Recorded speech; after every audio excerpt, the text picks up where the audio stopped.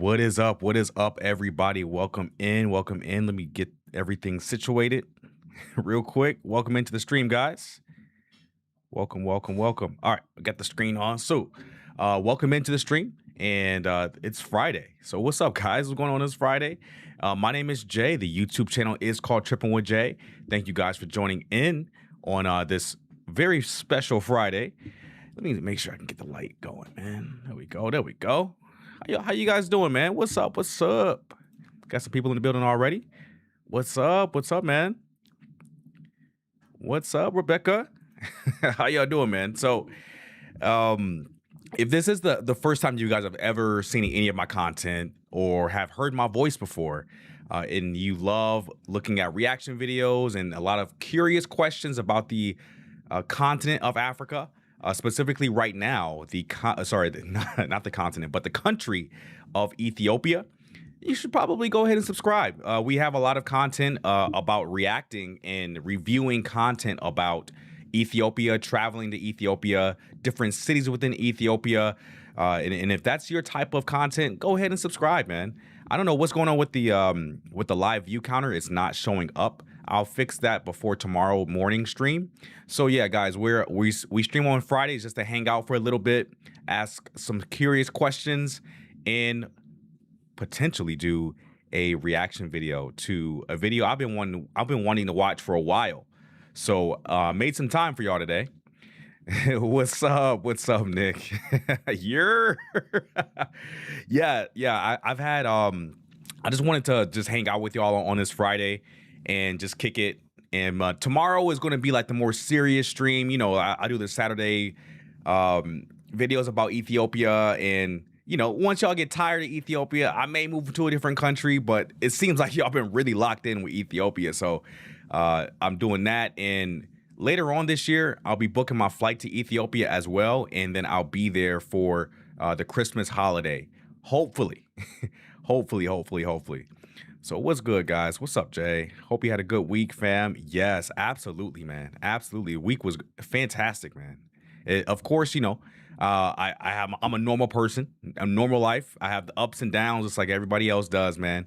But you know what? Being able to show up today and hang out with y'all means the absolute world to me. So I appreciate you guys coming into the building, man. So I really wanted to get down into the question first of the live stream. I wanted to figure out who is actually like building Africa from a financial perspective, because you know you have specific countries, right, all around Africa having these humongous infrastructure projects being built. In some countries, their GDP just simply doesn't support it, right? Let's just typically be honest here. So I got curious a couple days ago, and I got a little bit curious, right? And I was like, wait a minute. How are some of these countries building these very amazing looking, by the way, infrastructure projects? People are building trains, high-speed rail, subways, monorails. They're building dams, bridges, all the types of infrastructure projects within the continent of Africa. So I was like, all right, let me ask the most trusted source that we have available at our hands right now. And I was like, all right, is that ChatGPT or is it Grok? You know, I trust ChatGPT to a degree, right? So let's see what ChatGPT has to say here. Let me get to the chats, man. I got somebody yelling at me in the chat. Hey, beware the current political situation in Ethiopia. I'm aware. Hello. Hey, man. Hello. Like you got the all capitals and exclamation points. That's funny, man. What's up, doggy? How are you? Absolutely. Yeah, I know that. I know. Abiy Ahmed, Dr. Abiy Ahmed is the Prime Minister of Ethiopia. Absolutely. So this is the exact question that I asked ChatGPT. I asked ChatGPT, can you list each African country and uncover which outside entities / countries are truly funding the majority of infrastructure projects within Africa. So even ChatGPT thought this was a fascinating question. But there's an important caveat. There is no single outside funder for each African country. Funding varies by each sector. So like, roads, railways, ports, airports, energy, telecom, water, all that type of stuff. And many projects are jointly financed.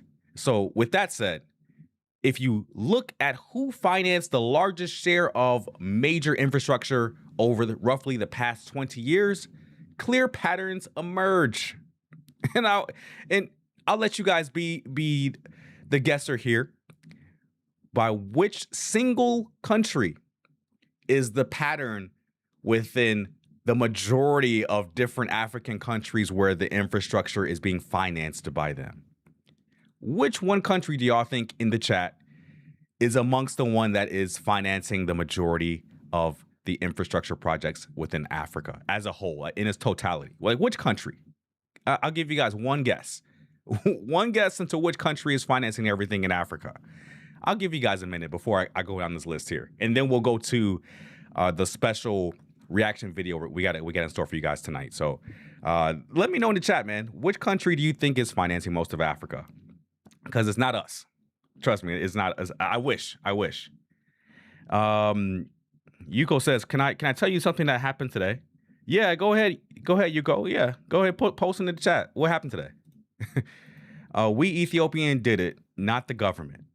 We'll get to that too. Ethiopia is on this list as well. But I asked this very important question because I want to know, why do other African countries not take example from countries like Ethiopia and fund their own stuff? Like they pay into the fund with like taxes and things like that. Why don't other countries do that? Right? Shalom, God is good. Hey man, good to see you in the stream, man. Hopefully you'll be the Saturday stream is exactly the same. The Friday one is just to hang out and just chit and chill and kick it, not really have too much format to it like the Saturday stream does. The Saturday stream is like very, very structured because that's like the flagship show of the channel. But the Friday one is just like I can react to whatever I want, right? We can look at music videos. We can look at different countries within Africa. We can look at brand new content creators if you guys have a favorite that I may not know of, so we can give them additional exposure out into these YouTube streets. And let's see, it's kind of bad. Yuko, if you want to send me, if it's like something that's like super personal, you may want to just send me a DM on Instagram. That's in the description box below. And I don't know if you want advice or you just want to vent. Do whatever you want, bro. Do whatever you want. I'm good. Glory to God. Yes. Yes, that is true, man. For some reason, I love your username, man. Whenever I see God is good, send me a message on TikTok. I'm like, I have to open it immediately. I'm like, yo, God is good has been a supporter from very early on, man. So shout out to you, man. If you're over in Ethiopia, I know it's early in the morning. So shout out to you guys waking up to Trippin' with Jay. Nardi says, you love Ethiopia because of the people of Ethiopia's hospitality, not because of the government. You're picking up what I'm putting down, Nardi. Really, 100%. Yeah, I don't get into the government stuff at all, right? I don't really get into politics. That's just not that's not my lane in this channel, right? And plus, that can be very decisive when it comes to you speaking about politics of a country you don't even freaking live in. How do where do I have the right to talk about politics in a country I don't live in? It doesn't impact me. Of course, I can make people aware of things, but I have no room to give my own opinion, right? I can only report the facts. That's all I do if I ever speak about anything political. So, yeah, the people of Ethiopia, this chef's kiss, bro. Like, it's literally like some of the best people in the world, to be completely honest with y'all, man. Let's see. 37th, 8th grade, and then I heard that they started calling my girlfriend. Bro, Yuko. I don't know if you want this on stream, bro, but I'm gonna take a look at it real quick, bro. I'm looking at like, hold on, let me see. So basically, so basically, my GF and friends were playing. What does that mean, bro? I'm a grown man. I don't know what that means, bro. I'm sorry, man. I tried calling my girlfriend and friends. So essentially, they were making fun of your girlfriend. For if in is that what I'm kind of getting? Nardi, no, thank you, Nardi. They were making fun of you and your girl. And are you asking for like advice on how to resolve that? I mean, that's pretty young, bro. I'm not even gonna lie to you.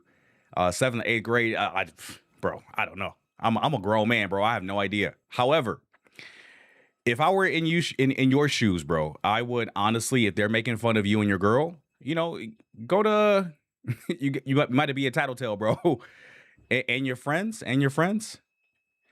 Listen, you have to go tell an adult, bro. That's it. You have to go tell an adult, go tell a teacher, go tell a counselor, because any type of violence, bro, it's going to really ruin your life to a degree, right? When you when you inflict any harm or any violence on anybody, bro, it's just nothing good comes from it, right? So if you are being tormented and bullied in school, man, um, go tell a counselor, go tell a principal, go tell somebody that can actually do something about it, and can go talk to someone else. Sorry, talk to the person that's like bullying y'all, and to tell them to stop, right? And if it doesn't stop, then it can escalate from there as far as like getting suspended and getting expelled. Basically, we kind of did, but she didn't listen. What you mean? Okay, she didn't listen. Oh, the teacher didn't listen. Ooh, bro, I don't know, man. Oh, that's a good. I don't know. I don't know. Chat, can y'all help you go out, man, with some bullying, some bullying issues in school? I mean, man, I didn't even think kids still bully people in grade school, bro. To be completely honest with you, um, I don't know, man. Maybe the bully is jealous, man. Not even going hold you up, but typically when people make fun of you, they're typically jealous of what you have. So I'm just letting you know. Um, Yene says, "I like your content. Who inspired you?" Oh, Yuko's a girl also. Oh, I'm gonna get back to you, Yuko. Give me 1 second. Yene says, who and what has inspired me? Honestly, there's a few other content creators that are kind of like in my same sphere of influence. Like they're other commentators on YouTube. So they have one of my one of the people that have inspired me is a YouTuber called MTR, or mediocre tutorial reviews. And I've been watching his content for a long time, and I was like, wait a minute, maybe I can kind of do that in the same style, but put like my own spin on it, right? I know a lot about travel. I know a lot about different countries, and I've been around the world a few times. Let me see if I can do commentary about travel videos, specifically around Africa. Nobody does that. And I've been doing that for years, right? And only recently, maybe like December, January of this year, I started getting a lot more traction, right? Like my channel just started to explode as far as popularity with subscribers and views. And I found something I actually like doing on YouTube. Like I actually love reviewing and doing reaction videos. So I just continue to do it. And for some reason, y'all still like watching it. So I was like, you know what? I'm gonna keep doing it because I like doing it, and people actually watch it, which was crazy because I'm just a normal guy. I'm just a normal guy that makes me that makes videos like this, right? So let's see. Let's go back to Yuko real quick. See if Yuko is also a girl. Okay, so you know. It's still June. I have a coworker at my day job that uses that thing too. He's like, "Oh yeah, it's still June." And he makes all types of jokes during June. Um, yeah, that's crazy. That's crazy. I don't know any other good advice besides going to like a counselor or a principal. The teacher may not care. Honestly, the way that they pay teachers nowadays, man, bruh. Bruh. I don't know if teachers are getting a lot of money these days, man. So they might not even care. But I would go to somebody ranking higher, like the principal, and see if you can get some type of documentation, right? As long as these things are documented as far as bullying, and it keeps happening again and again and again, then the school is going to be like, all right, this person's bullying. It's been documented multiple times. Let's get him up. Let's get him up out of here. They'll either get suspended, or they'll get expelled. They got to go to a different school. You'll never see him again. So I mean that's the worst it could get, as long as you don't like try to do any violence. If you don't inflict any violence on these people, the worst that can happen is them getting expelled, and you'll never see them again. Yeah, I still remember. Bruh. Yeah, it's one of my buttons on the soundboard that I have here. I have 4 different sounds that I can make at one time. I think I'm gonna get a different soundboard that has way more, and it just adds a little bit more, like it adds a little comedy to the video, right? It changes it up a little bit, right? It makes it a little bit, because no other YouTuber that does what I do has like a soundboard that can just do stuff like that, right? I think it adds a little bit of a layer of comedy on it. But Yuko, I appreciate you interacting in the chat. I appreciate you interacting in the chat, Yuko. But if anybody in the chat does have any advice to give, that is good advice, go ahead and give that advice to Yuko. I got 2 different fas though. I got 2 different fas. I got this one, and I have this one. It's crazy, right? It's such a dumb sound, right? It's such a dumb sound, but it's actually really funny if it's used properly. All right, guys, I want to get back to the reason why we're here. Yuko, thank you so much for that. That was one of my highlights of the stream right now already. Thank you so much. All right, so we want to go back to the question of who's actually paying for all of these infrastructure projects within Africa. And I already kind of knew like which country in Asia is financing the majority of Africa, because they finance the majority of South America. Okay? So let's take a look. We look at Algeria, China, Angola, China, number 1 by far. Benin, China, Botswana, South Africa, China. Yo, Burkina Faso, China. Burundi, China. Cape Verde, China. Cameroon, China. China's everywhere, bro. Do y'all see how many times? Eswatini is let's see. So Eswatini is well, Taiwan is still kind of China, bro. Taiwan is still kind of China. So all right, Ethiopia, China, and I get it. There's some infrastructure projects like the GERD is financed primarily by the Ethiopian citizens. However, we can ask ChatGPT what other infrastructure projects within Ethiopia are funded by China.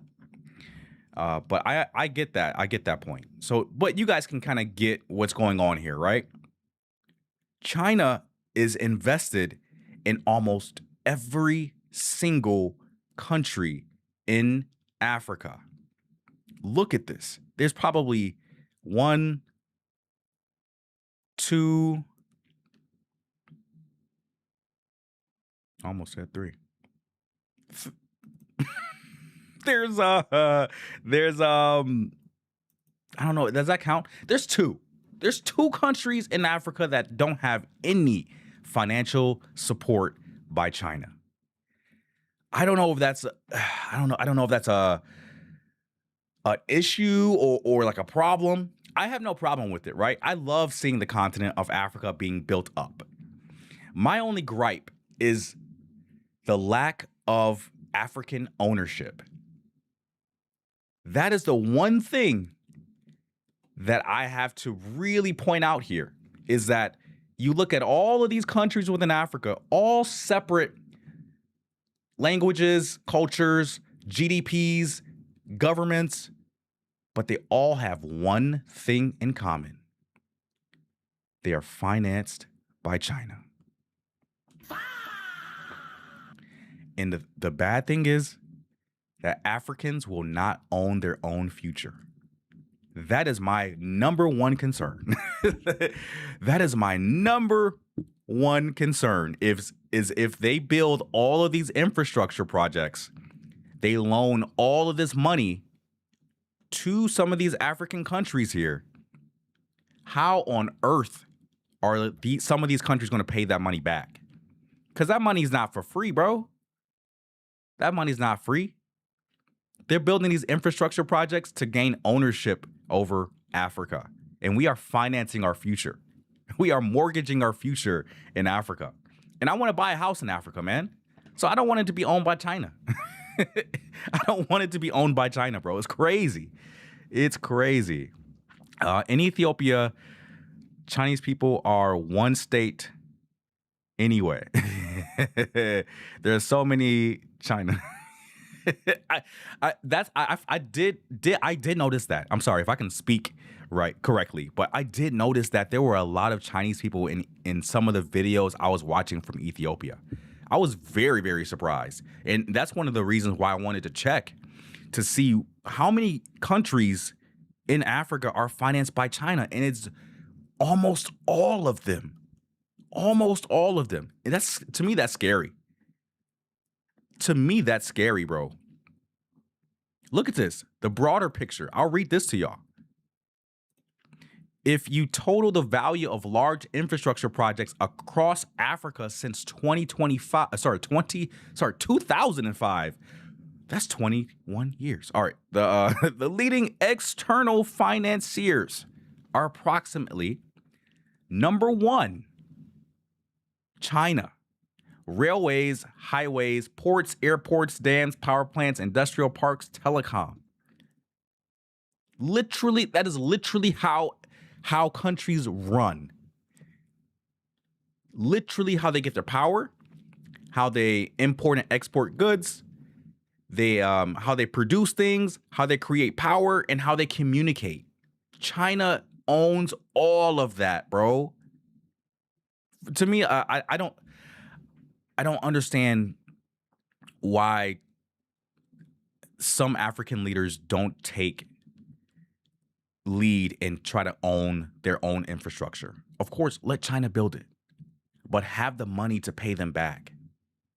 Right? That's my only gripe, bro, is that I fear that in the future, China is going to have majority ownership of Africa, and it's going to fall out of the ownership of Africans, the people that were born there, bro, for generations. And just in a short 20, 21 years, oops, it's China's now. Africa is going to be owned by China before Taiwan will. It's crazy, bro. Oh man, I'm just making y'all aware. I want to get off my soapbox, but I want to make y'all aware by who really owns Africa. And I wish it was us, or at least people that are from the continent own a majority stake in Africa. But it's not, bro. Scary times, bro. At least we got number three. How about that? The African Development Bank.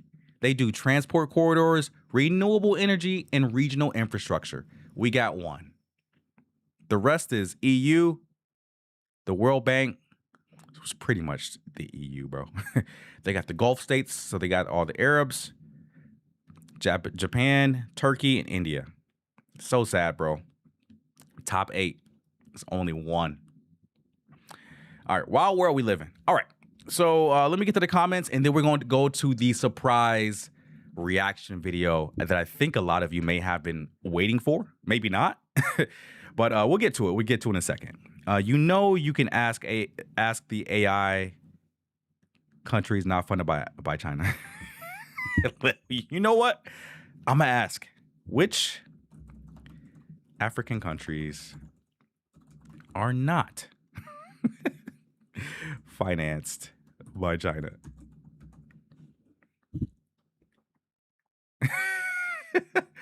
The short answer is very few, if any. Woo. Okay, they got a few. Oh, they actually do. Oh, let's go. Okay, so Eswatini, like I said before, Tunisia, Morocco. That's a clue, guys. That's for the reaction video coming up. Morocco, Mauritius, Seychelles, Cape Verde, Liberia, Somalia, and Libya. Didn't they say Cape Verde was financed by China? What? Bruh. You can't trust AI, bro. Come on, man. All right, let's move on. Let's move on, bro. Let's move on. What do you call a bee that can't make up its mind?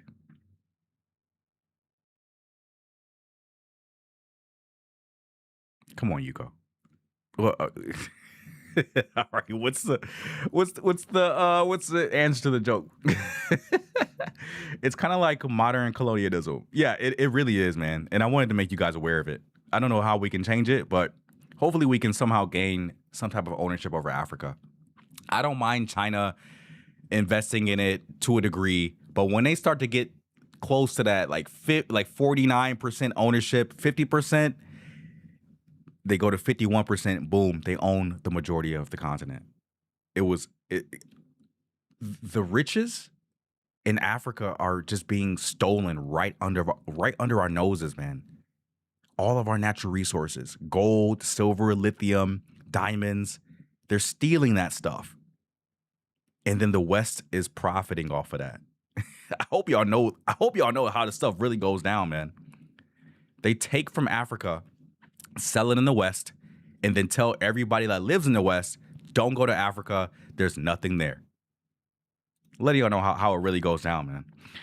Guess where the AFD borrows from to lend to African countries? Oh, let me ask, actually. Let me ask ChatGPT that exact question. The AFD, so that's the Agents Français they develop. My French isn't that good yet, man. Let's see. AFD issues bonds that are purchased by institutional investors. See, now we getting into the weeds now, man. Let's see. Where did they get it from? The World Bank, the ADB, and the EU, and others. So yeah, it looks like they get it from the French government. I don't know. I don't think ChatGPT understood the question, to be completely honest with you. All right, let's get we're getting in the weeds now, guys. I don't know. Some of y'all may have turned off the stream by now, but we're getting deep into the weeds. But I wanted to get a chance to watch our boy Woden Maya's latest vlog. And congratulations to Woden Maya and Miss Trudy for having their first child together. And Woden Maya sensibly has taken a lot of time off from YouTube, and that's very understandable because he became a new parent. So I'm glad that he's back, and we got a long one. It's an hour. I'm gonna see if I can put it at a different speed so we can kind of get through it a little bit faster. Maybe at 1.1. That's cool. And let me see. Got one more chat here. And God's good said, wow. China already owns half the ports they financed in Africa because the countries can't pay back or service the loans. Oh, Lord. Bruh. It's gonna be tough, man. But people aren't even aware of that. People aren't even aware that China owns the majority of Africa already. Damn near more than half, man. It's sad. Charles in the building. Yes. Sir J, CEO, host, great night. Yes, smash those free subs and hit the like button, guys. Seriously, do whatever Charles says in the chat, man. Shout out to you, Charles. Thank you so much for tuning in, man. All right, guys, let's do the actual main introduction of this video, right? So we are watching our favorite YouTuber that travels around the continent of Africa. We are watching Wodemaya's newest travel vlog to Morocco. I haven't seen a lot of content about Morocco, to be completely honest with you. So this is going to be a good one for myself. It's going to be learning. I'm going to be learning because I have no idea about Morocco at all. So let's go ahead and watch. And of course, you guys got to be subscribed to Wodemaya's channel. What is he at now? He's at 2.01 million subscribers, man. Insane. Let's go ahead and take a look and see what we think about the country of Morocco.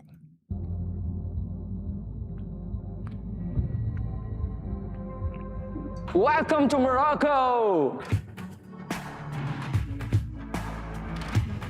Welcome to Morocco, Africa's leading destination, where the land of Africa, Europe, and Arab meets, and where every street and every city tells an ancient history. Morocco is a kingdom, and it is one of the oldest continuous monarchies since the 17th century, ruled by the Alawid dynasty with the current King Mohammed VI. Wow. It's beautiful, though. In Arabic, Morocco is called Al-Maghrib, which means the land where the sun sets. Morocco is the English name. Le Maroc is the French name. Marruecos is the Spanish name.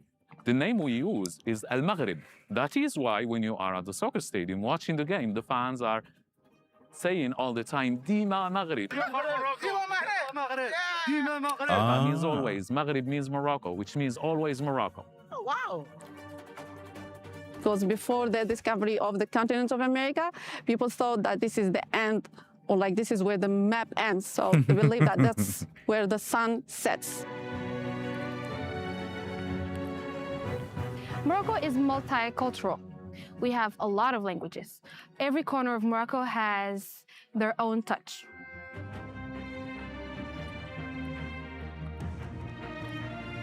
Whoa. Is this really what Morocco looks like?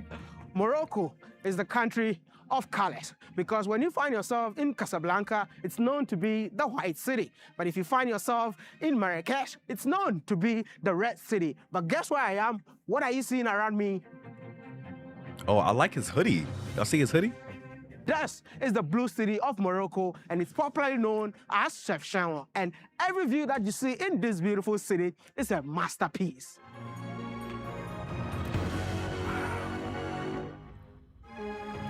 Chefchaouen is a city located in the northern part of Morocco.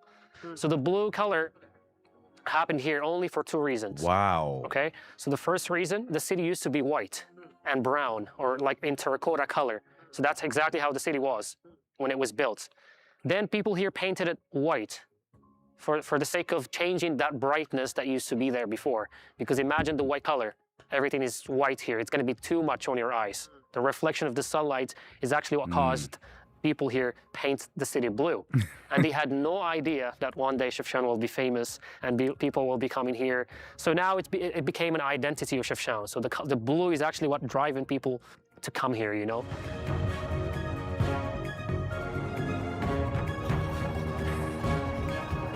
To describe it briefly, I would say Morocco is a melting pot of cultures where you have several aspects of culture represented. You have the Amazigh group, you have the Arab group, you have the blend of both, you have the sub-Saharan African dimension, you have the Andalusian. Because of course, we have a great Amazigh influence. I mean, Morocco in general, Moroccans are all Amazigh people, you know, and we are not Arabs. So Amazigh influence.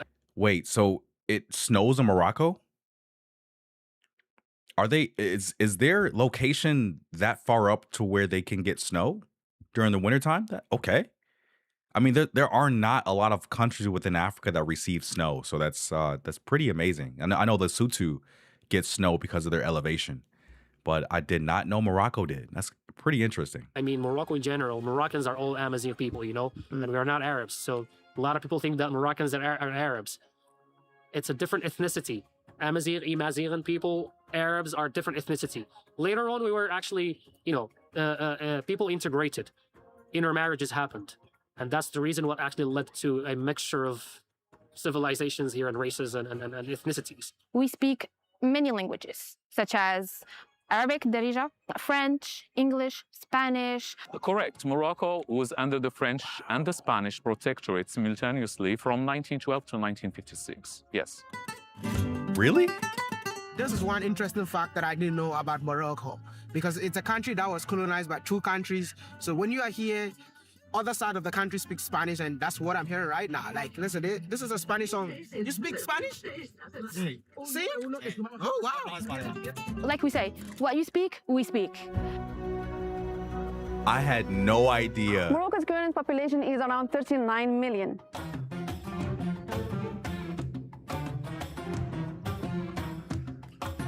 Morocco is a Muslim nation because 99% of the population are Muslims. Hence, the biggest mosque right behind me.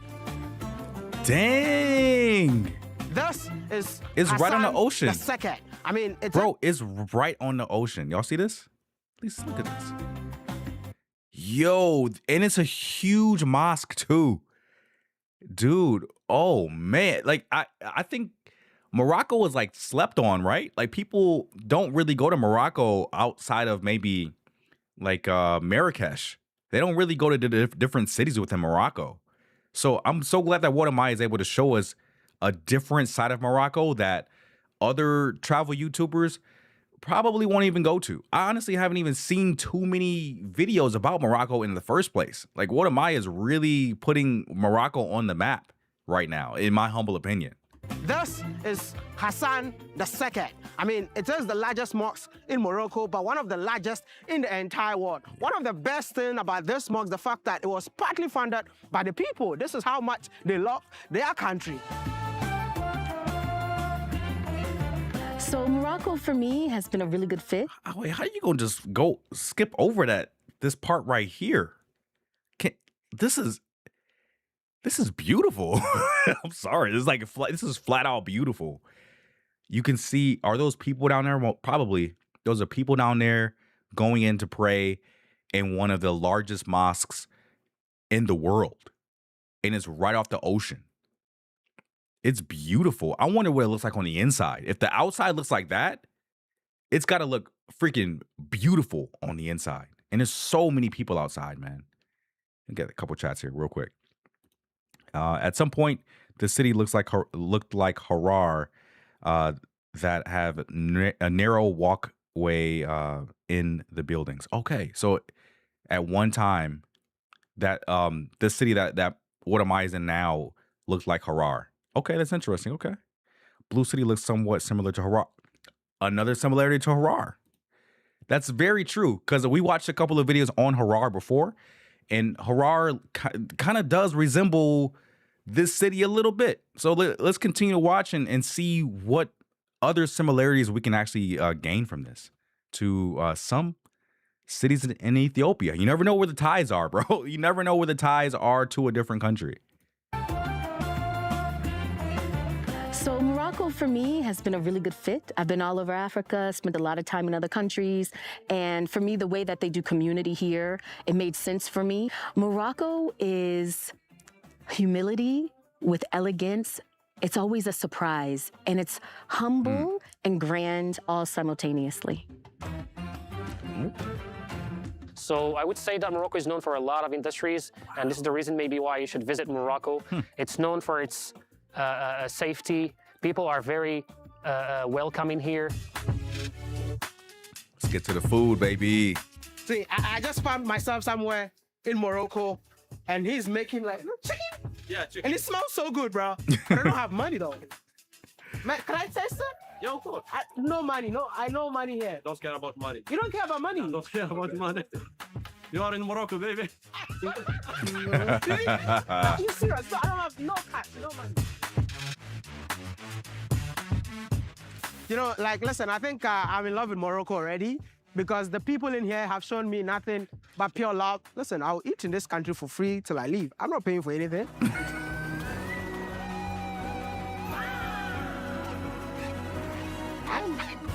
I feel like prior to coming to this country, we had that narrative Hilarious. that people from this part of the world are not super nice to us. But I've been here, and my experience has been beautiful, man. I mean, look at me, eating without paying for it. I wish I could be doing this every day in my life, man. It's heaven. Yo, I think sometimes like me and Watermaya kind of have the same thoughts about things, like especially when it comes to food. We're like, yo, if we can get free food every day of our lives, that's the life that we want to live, no matter how much money we're making. I mean, clearly it would not be a lot of money if we can't pay for food, but if we can get free food every day, bruh. Without paying for it. I wish I could be doing this every day in my life, man. It's heaven, you know? So we have a lot of positive sides here of the country. I mean, of course, there are a lot of like negative sides of each country, but Morocco is just a country that you can't even miss or get out of it, you know? Let's go. Let's get with that.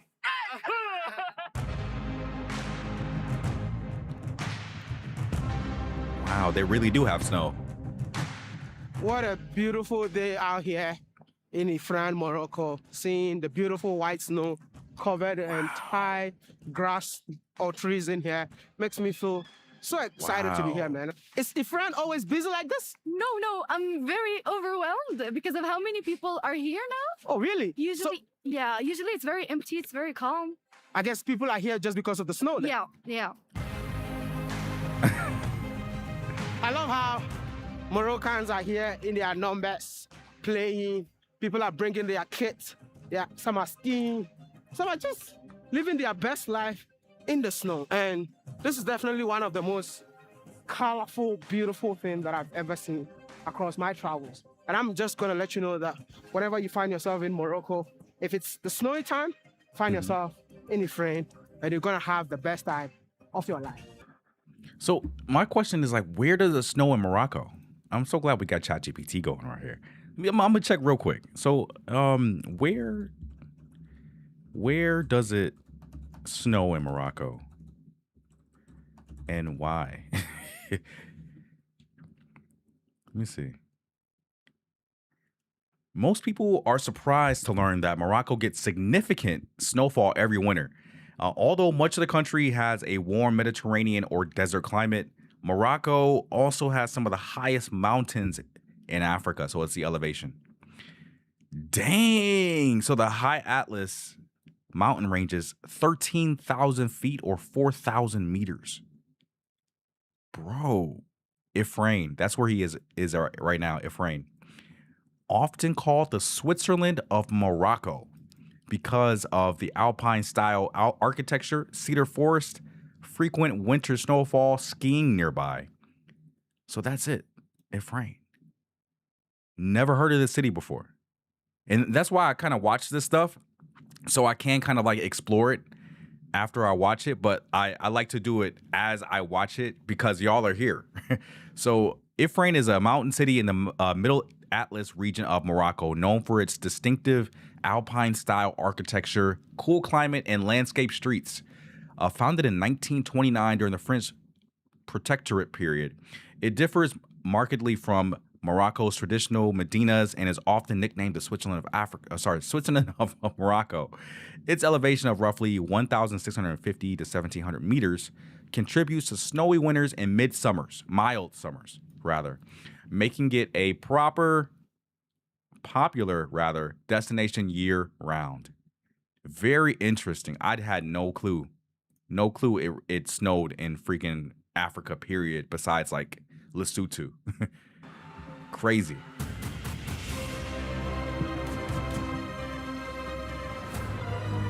This is Morocco. Yeah, the infrastructure is, man, super elite. I mean, the roads are clean, wide. It's no different from here in the U.S., man. Like Morocco, like we literally driving from one city to the next. You don't. This is where it's from. I saw a freaking picture of Watermaya and Akon doing an interview. I was like, what? Why is Akon speaking to Watermaya? Now, like, it's all coming together. It's all coming together. I was like, that sounds like Akon's voice, man. You know, like, it sounds like he's getting locked up out here. But, you know, I was like, yo, that sounds like Akon. and then boom, Different from here in the U.S., man. Like Morocco, like we literally drive goes to Akon. How did this even happen? Explain this, Watermaya. from one city to the next. You don't feel not one bump. Oh, look at this bridge. Morocco definitely has some of the best road connectivity that I've ever seen across my travels in Africa. But in case you don't feel like driving, there is another option, the train. I heard their train is really I've good. been pleasantly surprised at how effective the public transport is, especially the train system, connecting intercities. And I think by and large, you know, it's a country that is moving in the right direction in terms of infrastructure development. Okay. I won't lie, man. This is fast, efficient, convenient, clean, and above all, one of the best. See, very impressed, man.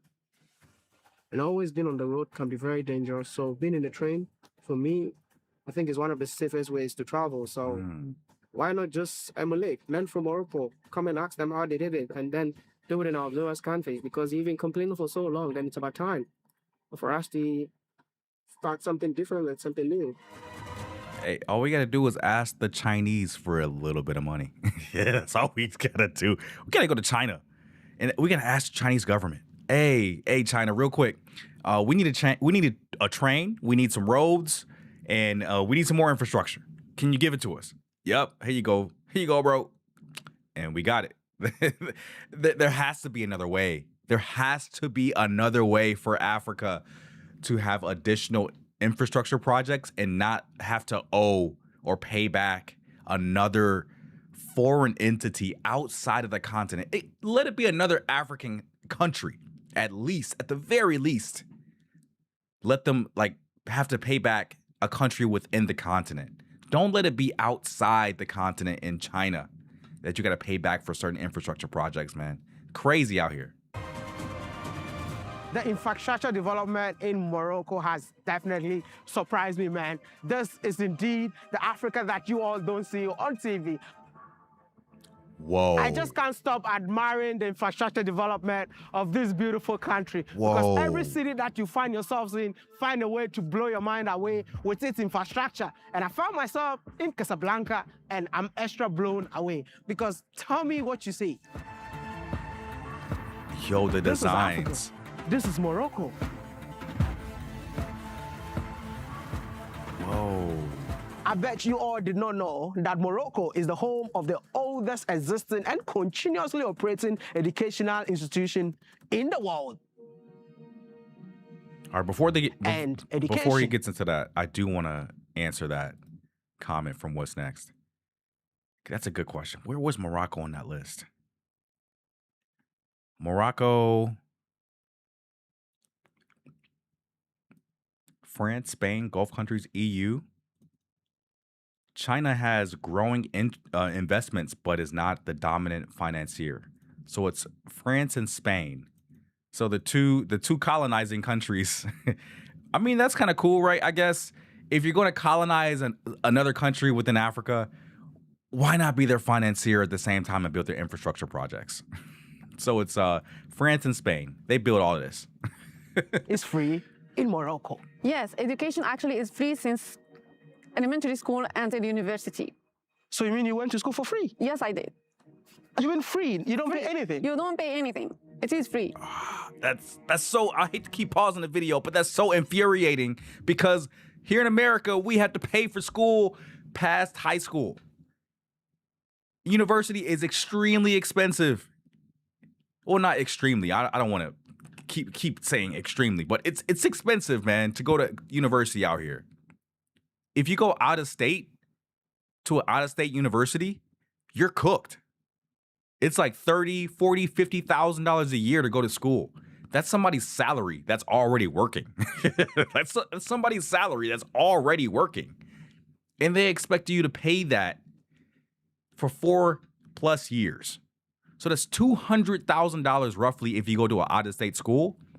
While Morocco is doing it the right way, the same way as Botswana, the same way as Algeria.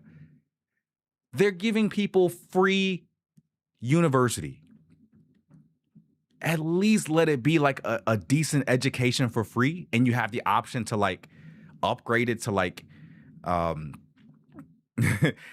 like University Pro. You know how companies are adding like pro to the end of the name to make it to justify the jump in price.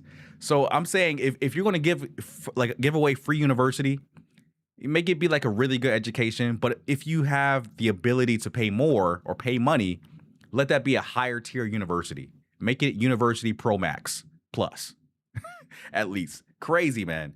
Another country within Africa doing it the right way, having the proper infrastructure, having free university for their citizens. And overall, it's a beautiful country. It's safe. The infrastructure is there again. I don't see any cons with the country. Of course, there's going to be cons, but I don't see any in the video so far. We're only 11 minutes in. Do you know what else is also free in Morocco? Mm-hmm. Healthcare is also free, but also we Healthcare? have like private clinics if you want to go to private clinics. Private is always not free, but the public hospitals Public hospitals are free. are free in Morocco. Yes. So it's time for you all to subscribe to this channel for free. Like this video for free. And don't forget to leave a comment For free. as I travel with you all to Morocco For free.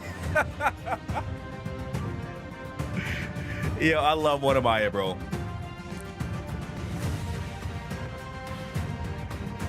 Wow, this is incredible. Hello, I'm Leslie. مرحبا بجميع الأفارقة، إثيوبيا، السنغال، غانا، كاملين الإفريقيين، مرحبا أهلا وسهلا. هذه داركم الثانية، وقاش ما بغيتوا أجيو مرحبا بكم. داركم فين هي؟ عاش المغرب. فيفا المغرب. Yeah. Welcome to Morocco, baby. Always It's expecting a crowd. African Cup of Nations once again, and I've always wanted to watch it in real time. Hence the reason why I'm visiting Morocco for the first time ever. And you know what? Come with me because we are going straight to the stadium to watch the match with you all. It's beautiful to see that Morocco got their own national airline. So we fly in African, we fly in Air Maroc.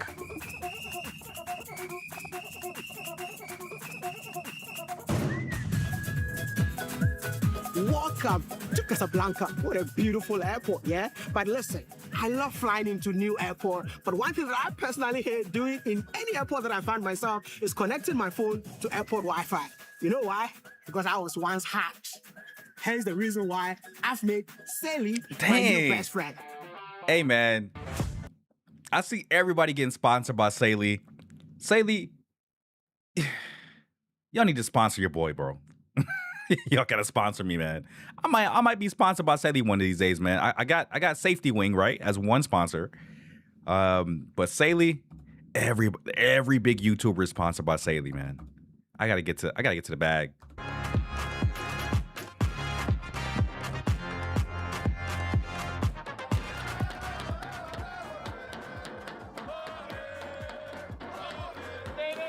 Wow, this looks so lit. I love the fact that Morocco is not just investing in football infrastructure, but they are also investing in the youth, man, when it comes to, you know, sports, man. So you have a lot of football academies, more football pitches, and A lot of the kids are discovering and their talents at a very, very early age. And a lot of them are finding avenues where they can express themselves. And it's really beautiful to see because I feel like that's why sports-wise they are going in the direction in which they're going. you know, if every corner of Morocco you see people playing soccer, man. The future of Morocco is bright, bro. After covering this competition, this is my 8th AFCON. Wow. My opinion, it's head and shoulders above anything I've ever covered. One thing that I really love about the entire atmosphere around the stadium, the fact that they've ensured that security is extremely tight. So, I mean, the crowd cannot even overshadow the security, man. I'd give it a solid 8 over 10. You know, everything they have done has had to be world-class from the very beginning. It's the people of Morocco seem to have been mentally made ready that the world is coming.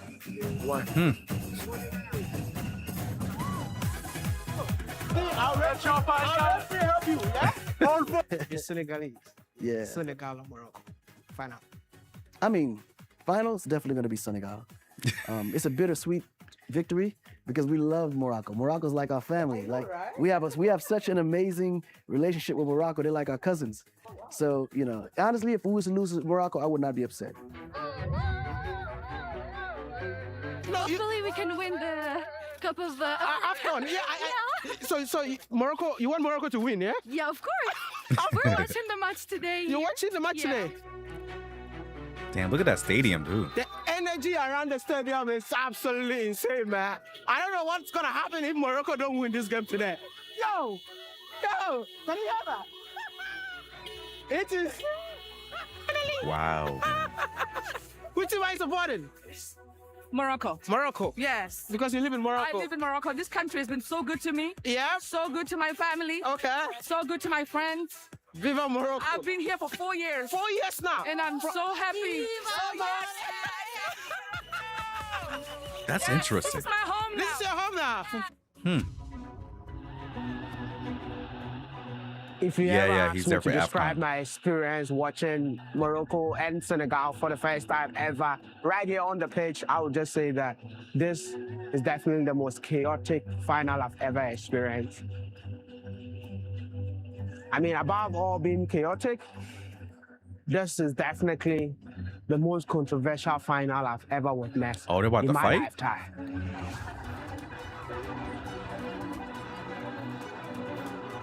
Congratulations to the beautiful country of Senegal. They won the AFCON 2025 out here. Great competition. The two best teams on the continent went to the final. The final itself was dramatic, but again, it showed another aspect of Africa that the people can show leadership when it mattered most. Sadio Mane is stepping up for his people, and this is what we want. This is what we appreciate, that we can disagree, but at the end of the day, leaders step up and solutions are found. And in the end, we found the perfect solution. Senegal deserved champions. Hey man, low key, like you can apply that. I hope people apply that same notion to like other conflicts around the world other than like soccer or football, is that you can disagree, but you can disagree with respect, right? You don't have to inflict violence on other people if they disagree with you. I think the world has really turned butt backwards by trying to inflict harm on people that disagree with you. Like, just do it respectfully, all right? You're not going to think the same as someone, obviously, but you don't have to do anything crazy to them. You just treat them normal, like treat them normally. If they disagree with you, they support other political people that you don't support. Who cares? Let's go have a drink. Let's go smoke a cigar. Let's do something. After almost a month of football drama and spectacle, Africa has its champion. Senegal have lifted the AFCON trophy, beating the hosts, Morocco 1-0 in a very, very dramatic, controversial final. And you won't believe that after a few months, CAF decided to reverse the final and declare Morocco as the new winners of AFCON 2025. Oh, that sucks. It was not a happy moment after that final in Morocco. There was so much sadness in the faces of many Moroccans. The entire nation was literally heartbroken. But hey, even though Morocco lost on the pitch, but on the other hand, Morocco is winning in other areas, such as infrastructure development. And hence the... But before we get into this portion of the video, I have not watched this video at all. So what we actually watched before the video, or actually what we did before, we asked ChatGPT what the infrastructure projects within every country within Africa, who they were financed by.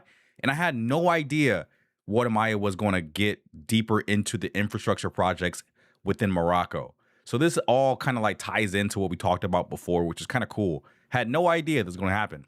But I'm glad that he's addressing it here, because I want to see how the infrastructure in Morocco actually compares to other countries within Africa and potentially with us here in the West, because there are some African countries that have better infrastructure than what we have in the United States of America, which is crazy to think about.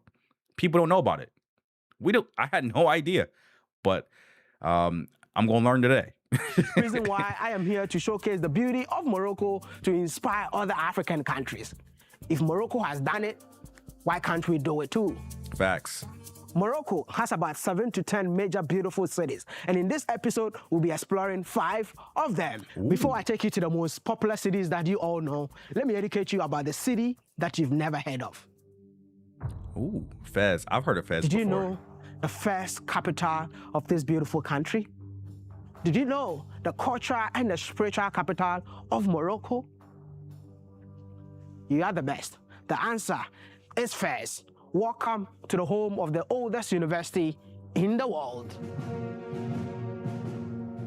This is Morocco's first imperial capital city.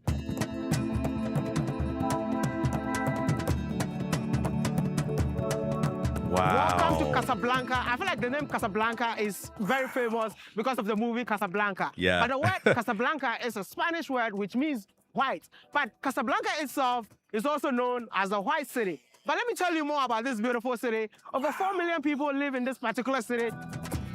Dude, this is beautiful. It's the financial capital of this beautiful country. Also, the business capital of Morocco. I mean, in this city, it's more busy and bustling than all the cities that I've been to. But one of the things that I really love about this city is the fact that you make more money in here. My goodness, like, I have been to South Africa before, and the exact place that I am looks like Johannesburg, and I'm super impressed to know that this place was just established in the year 2010. 2010? This is the... Bruh, wait, I gotta press the button. Bruh. What? So this is like 16 years old? You can't even drink yet at 16. But I would imagine like the 2010 thing is for like all of the modern structures in the area. Of course, the city probably existed before then because they made a freaking video about it back in the like the early mid to 1950s, right? Or 60s. So I would imagine the city obviously existed before 2010, but I would imagine that all of the buildings that we're seeing here that look really high class, like really modern and nice, were built at that time. So 2010 there, man. It's crazy what you can do in just like a decade, man. Which a city can look like in 15 years, 16 years. We keep seeing this within Africa. We're seeing this in Ethiopia with Addis Ababa. Addis Ababa didn't look like Addis as we are watching it for the past few weeks or past few months. But you look at it beforehand, it didn't look good. It didn't look as nice as it does now. Now, Addis Ababa, bruh, Addis Ababa is in certain ways, it's more advanced and better than the USA. And I hate to say it because I live in the USA, but I can objectively look at things and say that, oh my gosh, this infrastructure in this specific country or city is better than where I live. We don't even have mass transportation where I live. We're a car city. You got to have a car. There is no other option. And here in Morocco, in Algeria, other cities, other countries, you don't even need a car. You know, people that live in other Western countries or in Europe, you know, France, Spain, they have trains, they have subways. You don't need a car in the majority of the world-class cities around the entire world. But in America, you do, sadly, besides New York in the Bay Area. Asa Business Finance District, where it was intentionally built just to attract multinationals, different banks from different parts of the world to come and invest in here. When you think about your country, you always find the best way to develop it. A big round of applause to the people of Morocco one more time. I've been very impressed with the city, Rabat in particular. Very clean, very organized. Damn, it is clean. So if you really want to know the reason why the cities within Morocco are super clean, it's just because of the track right behind me. So his job, or its job is to clean the city, even though, as you can see, it's not dirty, but he constantly continues to clean the city. Once again, I'm super impressed with the infrastructure development in Casablanca because this lane that you're seeing is actually the bus lane in this beautiful city. A big shout out to Morocco for investing in transportation infrastructure within various cities that you find yourself. I mean, as you can see, wow, that is the bus, and it works in every city that I've been to. One quality that I would say is that every bus got their own colors and every bus got their own lane. So it means that if you are driving your own car, you use a different lane. But one of the best things that I really love about the transportation within the city is not even the buses, but the tram. Oh, I heard the tram was out of this The coolest world. thing about the transportation system in Casablanca is the fact that everything is automated. So no one is here to tell you, this is your ticket. I just gonna use the machine to get the ticket. Purchase ticket. Get it? Yep. I got my tickets with my extra change. Damn, man. We're so behind in the US. It's not even funny.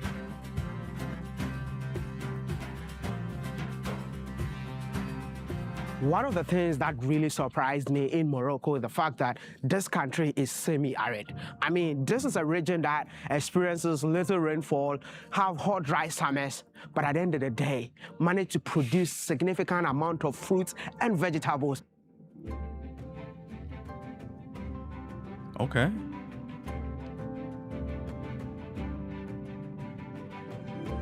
To the extent that Morocco becomes one of the major exporters of vegetables and fruits to the rest of the world. Can you believe it? Everything in here is What? fresh. It's fresh? Fresh? How? From Morocco? Oh, How is that even possible? That's like saying that Las Vegas is the world's distributor or world's exporter of seafood, and there's no ocean or body of water nearby. How are they able to use the arable land in Morocco to grow fruits and veggies for the entire country and be able to export it? That doesn't even seem possible. They're just, I don't know what they're doing. They're doing something right over there. I don't know what on earth they're doing, bro. This is crazy to me. This is mind-blowing. not from Morocco? No, this one from Morocco? Did you hear that? They grow everything in this country. It means that the people of Morocco eat what they grow. I don't know if you are all aware that one of the biggest backbone of this economy is actually agriculture. I'm in a market where vegetables, fruits are being sold, and everything that you see here is from Morocco. It's from Morocco. Mwah. And they love their country, man. They really love their country, man. That's like patriotism, man. Do you love your country like that? Let me know in the comment section, bro. Not really. I don't love my country. Not like that. One of the things that really makes me feel so proud about the beautiful people of Morocco, because despite the urban development that is happening rapidly in this beautiful country, I mean, yeah, they're building a lot of infrastructures within the country. I mean, road network, I mean, stadiums and everything. They're doing fast-speed train. But one of the things that really surprised me, and I feel so proud about them, is that every city that I've been to, they just build more green spaces. And the fact that every tree that you see in and out of the city is well manicured, and can you believe it? I'm walking on a beautiful grass that is perfectly pedicured. So in Morocco, even trees get special treatment. I mean, they get pedicure and manicure almost every week. This is absolutely gorgeous. Pedicure and manicure. In Rabat, in lots of places, you find the green space where people came and make a picnic, enjoying chilling in the afternoon. After work, the kids playing here, there. Wow. And it's, if you saw everywhere, you see it's green. It's very, wow, what is that building? This is definitely one of the most organized cities that I've ever been in Africa, because the roads are well clean, the buildings are well painted, because I think it's a white city because every single building that you see in here is super white, and I feel like the people in here obey the rules and regulations of the city. Because listen, if you mistakenly disobey the law, you will be arrested. So don't disobey the law whenever you find yourself in the city. Hey, at least he's honest.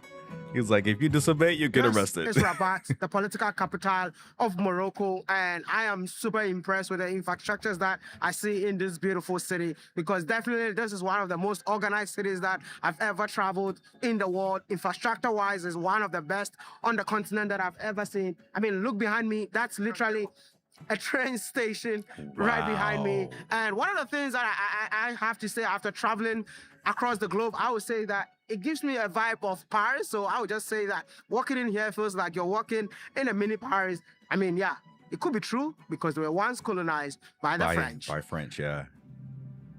This is very interesting. Moroccan history started or begins with the Amazigh, the Berbers, as most of the books write in it, because let's correct the word Berbers. It's a very offensive word. The word Berbers was given by the Romans for people who doesn't speak their mother language or somebody who's savage and wild. Oh, the Berber was like a term that was the Romans, when they came to North Africa, they called the indigenous people of North Africa the barbarians. And then like, it became like Berber or Berber in French. But the real name, which is Amazigh, which stands for free and noble, that's exactly what's the meaning of the Amazigh people, which is they are Aboriginal people of North of Africa. The history started with them for thousands and thousands and thousands of years. And then later on, we've got the arrival of the Phoenicians, then the Carthaginians, and then the Romans. After the arrival of Islam in the 7th century, I would love to say that the first Islamic state, it was founded by the Idrisid dynasty, Moulay Idris I, who was a refugee, fled the massacre from the Middle East, coming all the way to Morocco. Damn, The it's dynasty so beautiful, ruled the man. present-day Morocco from the year 788 to the year 974. And it was founded by Idris I, who was the descendant of Prophet Muhammad. And the same dynasty played a significant role in early Islamization of Morocco and contributed to the Arabization of urban centers. During the Idris dynasty, that is when the city first was established and later expanded by his son Idris II as the major political and cultural capital of Morocco. Hence how Fez became the first capital of Morocco. The dynasty faced internal divisions and external pressures, ultimately leading to its decline in the late 10th century. Over centuries, powerful dynasties has completely expanded the power of Morocco from Look at this shot, man. the Marids, Almohads, Almoravids, Asadi, making Morocco such a powerful state. You know, not only from here, expanded all the way from North Africa all the way to Spain. Morocco's history is marked by the establishment of both a French and a Spanish protectorate in 1912. The French protectorate, which lasted until 1956, was officially established with the Treaty of Fez, while the Spanish protectorate was established on November 27, 1912. The protectorates were as a result of the complex interplay of European rival and the strategic importance of Morocco as a crossroad between Africa and Europe. The French, they took over more of the center of Morocco, more of Casablanca, Rabat, and this is the reason why people speak more French. Even in our dialect, it's actually a mixture of 4 languages: Arabic, French, Spanish, and Amazigh. The French protectorate focused on economically valuable part of Morocco, That's crazy. while the Spanish protectorate maintained control over the northern and southern zone. In the northern part of Morocco, which is Chefchaouen, Tangier, Tétouan, the northern regions, they were more colonized, or I would say, under the Spanish protectorate. So they took more over lands, you know? So this is how they kind of like how Morocco was split over these 2 powers. So, and the king was there, but he was not the most powerful because we fell under the protectorate. This dual protectorate system shaped Morocco's society, economy, and politics for 44 years.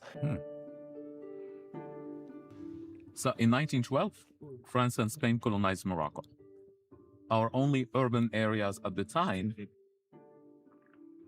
were the Medinas. So what is a Medina? Muslim city, surrounded by a wall, and outside the walls, it was only farming lands. Oh. Okay, Oh. which means what you see here did Used to not be a exist farm. before Oh, colonization. Okay. The walls of the Medina had gates. Those gates helped protect our cities, so they had a function. They helped protect our cities from potential invasions.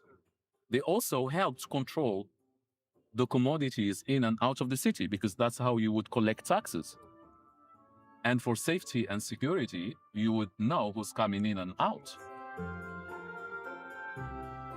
During the French protectorate, the French people, they started to build new neighborhoods outside of the walls of the old Medinas because they couldn't settle inside with the locals. So they started to build their own houses, their own neighborhoods outside of the walls. So in each of these big cities of Morocco, you will find the Medina, which is like the old town, and then like the new town, or like La Ville Nouvelle, which is the new town, I would say, like the new town where the French people were settling.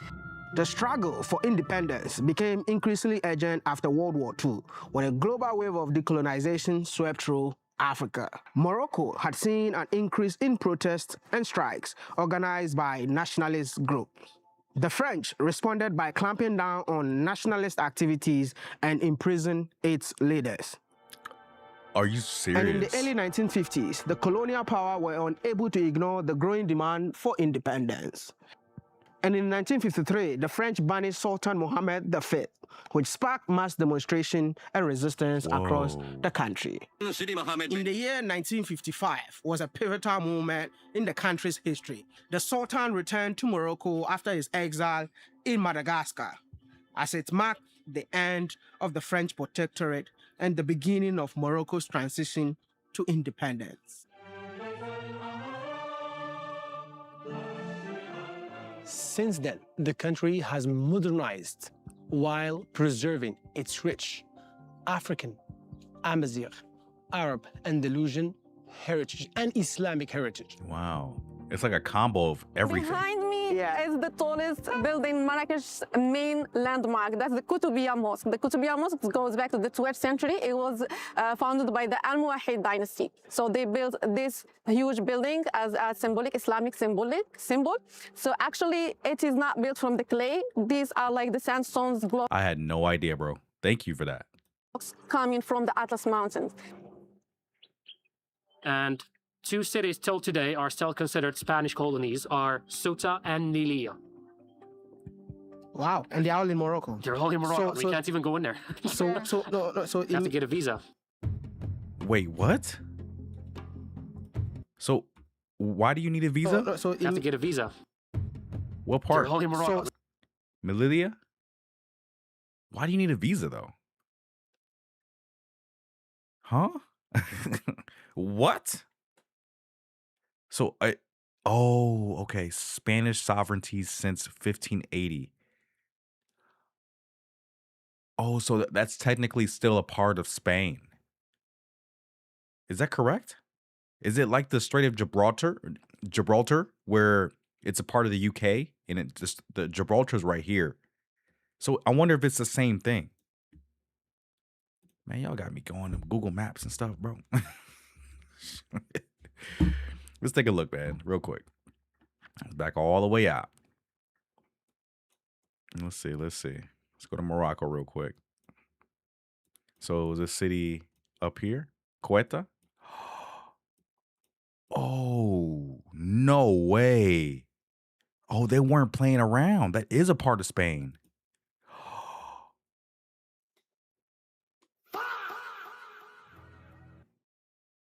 What? That's a part of Spain? Quetta is a part of Spain? Bro, I had no idea.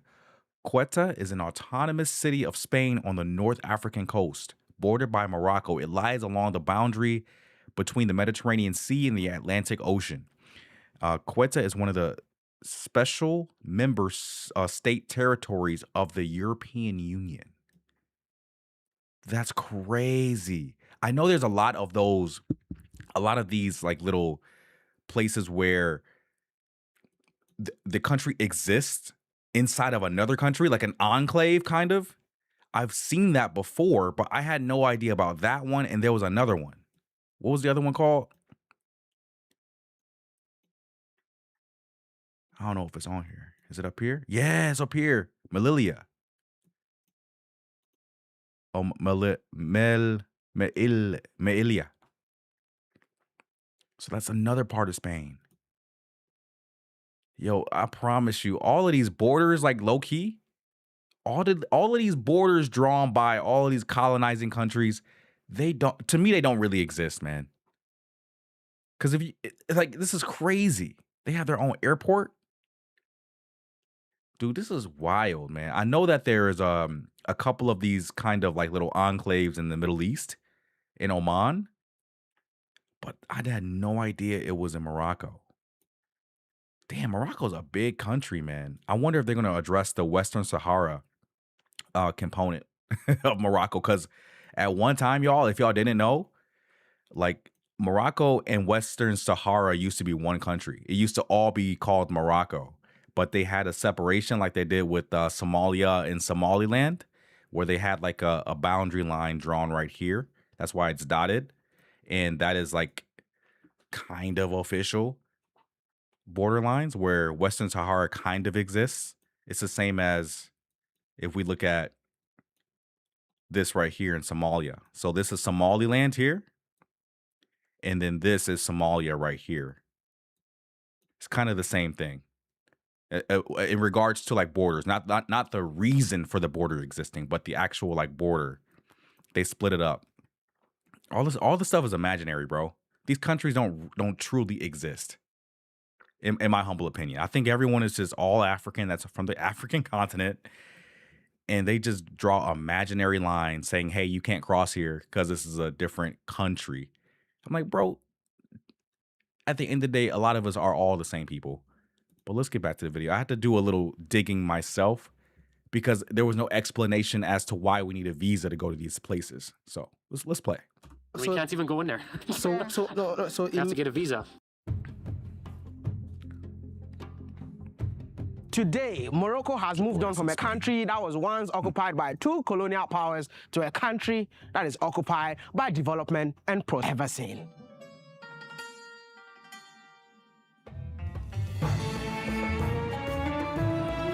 Bruh, the train station out here in Morocco feels like an airport. That's a It train reminds me station? back in the days in China.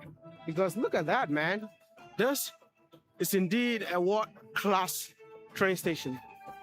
Whew. I just can't stop admiring the infrastructure development of this beautiful country. Bro, that looks like an Apple store. That looks like an Apple store, bro.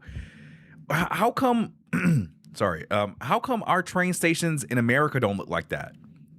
Our train stations, and I'm basing this off of the stations in the Bay Area, the BART stations, and also the subway stations in New York. They look like garbage compared to this. They look like straight up garbage juice compared to this. This looks state of the art, modern, clean.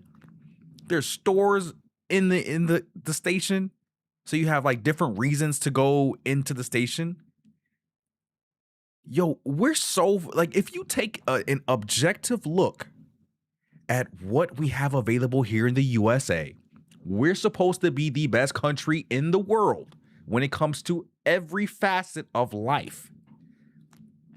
But we look at other countries around the world, I objectively look at this, and I can honestly say hands down that this, like Morocco as a whole, from what I've seen so far in this 37 minutes so far in Wodamaya's video, I can honestly say objectively that this makes a mockery of what the US has available for its citizens. This is so far and above what we have in the States, is not even funny. And when Wodamaya draws a conclusion to his days in China and how clean the stations were in China, it's mind-blowing, bro. How come all of these other countries around the world are way more advanced than we are? How come they're so far ahead of us and we're supposed to be the best country in the world? What does that have to tell you, man? It's a joke at this point. It's satire. Oh, the US is the best? How?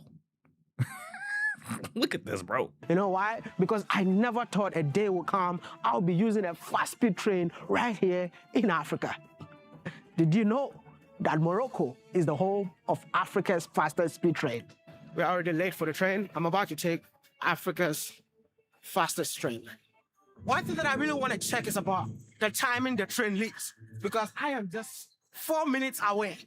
You know, before the train leaves, I want to test if it's really on time. Yep. Probably is. So we are in the business class, and with the business class, we have to go upstairs. It feels like you're taking a bus A380, man. Business class is at the top, so come here right now.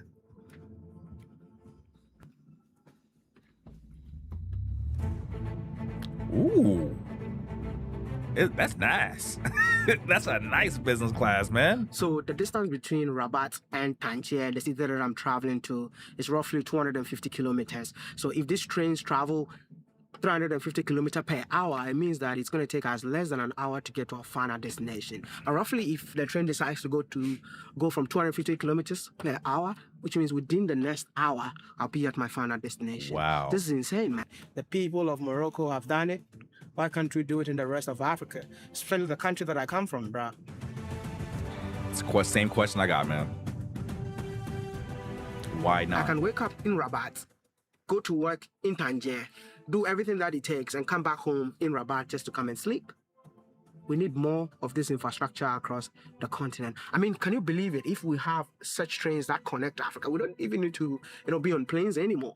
Because if we have this connecting the entire West African countries, why do I have to sit on planes? I'd rather jump on a fast-speed train, and within the next 1 or 2 hours, I'll be in the neighboring country. This is impressive, and I want you all to give a big round of applause to the people of Morocco for investing in such infrastructure. Because as it stands right now, we are traveling with a speed of 297 kilometers per hour, man. So that's what you're seeing right now. So we're gonna be at our final destination very soon. Look how fast he's going, bro. Bro, I can't stop saying this. I'm just so impressed to see us in Africa, man. You know, this can connect the entire North Africa with a train like this. If they all, decide to work together, you can just be in Morocco, wake up in Algeria, wake up in Egypt, and you keep going within the Maghreb region, man. Wow. It's incredible, bro. Oh, wow. I just came out of the train station, and believe me or not, I don't feel like I'm in Africa, man. Look at that. It's insane. Like, it's so clean. The infrastructure that you're seeing is world class. And I believe that this city can even compete with any city in Europe or America. Wow. That's incredible, man. Wow. Just That's came out a of the big train statement. Station. All right. That's the infrastructure that welcomed me out of the train station. This has nothing to do with the airport, but the entire surrounding is a train station, man. A big round of applause to the people of Morocco one more time. Wow. I saw McDonald's too. I just made it to my third city in Morocco, and all I can say is that this country indeed got the best infrastructure I've seen out of all the 38 countries that I've been to. We're currently at the coastline of Tangier, and what I'm seeing is absolutely unbelievable, man. Look behind me, a world-class infrastructure, and when I go this way, that is the beach and the sea right there. So that's the Atlantic Ocean right here, but this is also the city where the Atlantic Ocean meets the Mediterranean Sea.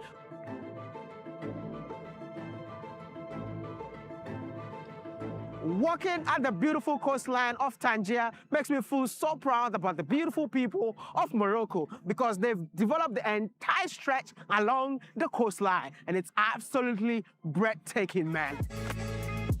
Oh, they got camels, bro. The That's so beauty awesome. of traveling is to just see places that you've always dreamt of.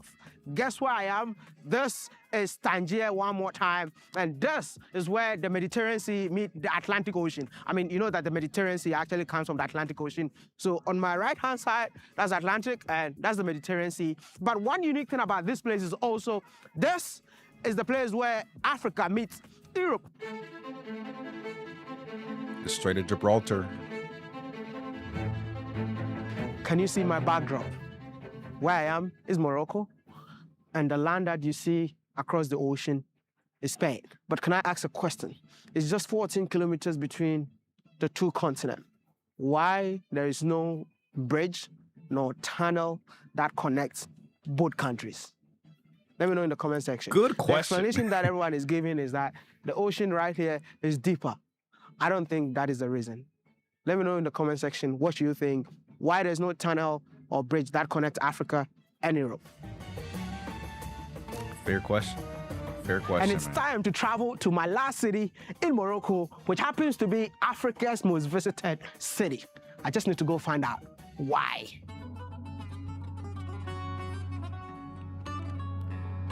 Marrakesh. Let's go. Good morning from the beautiful cultural capital of Morocco, Marrakesh, popularly known as the Red City. And my backdrop is where I'll be staying for 2 nights just to explore this beautiful city. Beautiful property you got in here. Thank you. Thank you so much for hosting me. Of course, of course. You could not be in Morocco and not come to. Wait, are you telling me that that's her hotel? Okay, yeah. We need backstory. We need backstory how this happened. Mwasi. Wow, that is hers. I feel like I'm about to have the best fun in my entire life in this particular city because this city is known to be a city of happiness.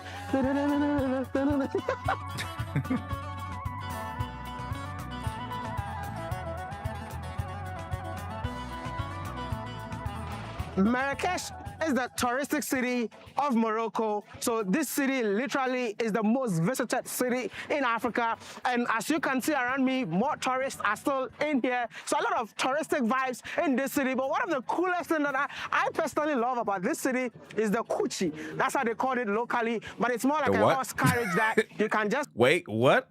Sit. Kuchi.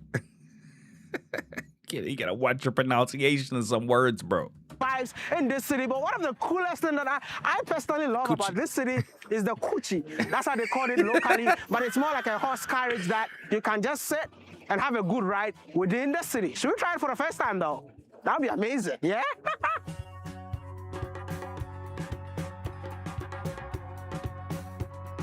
So before I do anything in Marrakesh, I need to look like the people of Morocco. Like a local.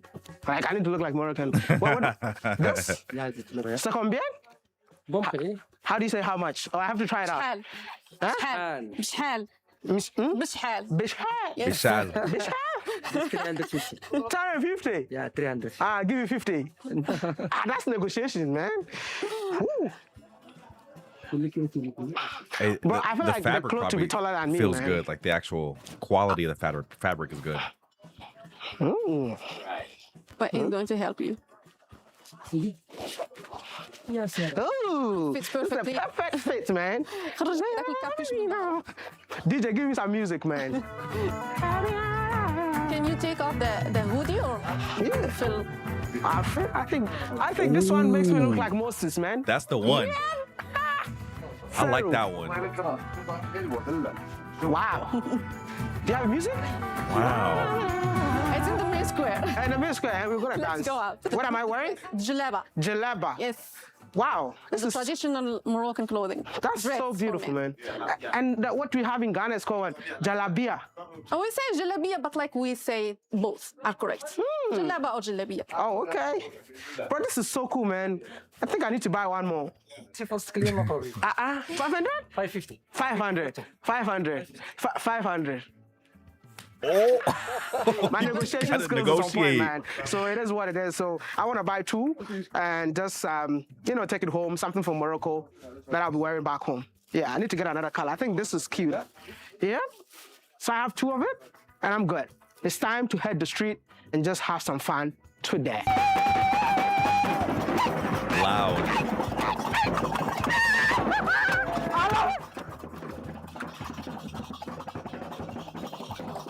Yo, this is crazy. I think I'm gonna skip ahead a little bit. I'm not gonna put snake on my neck. No. But have you done it before? No, I have a phobia from them. I also have a phobia. That's a cobra, bro. No, we're not putting the cobra. We're putting just the little one. I'm scared. No. I'm scared. Come on, you can do it. You can do it. No, like, look at that. No, the snake is looking at me, man. Jeez.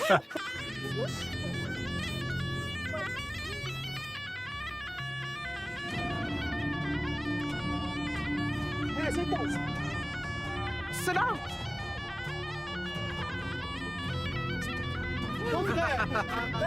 I'm coming. You come and do it. Let me shoot you. You come and do it. Let me shoot you.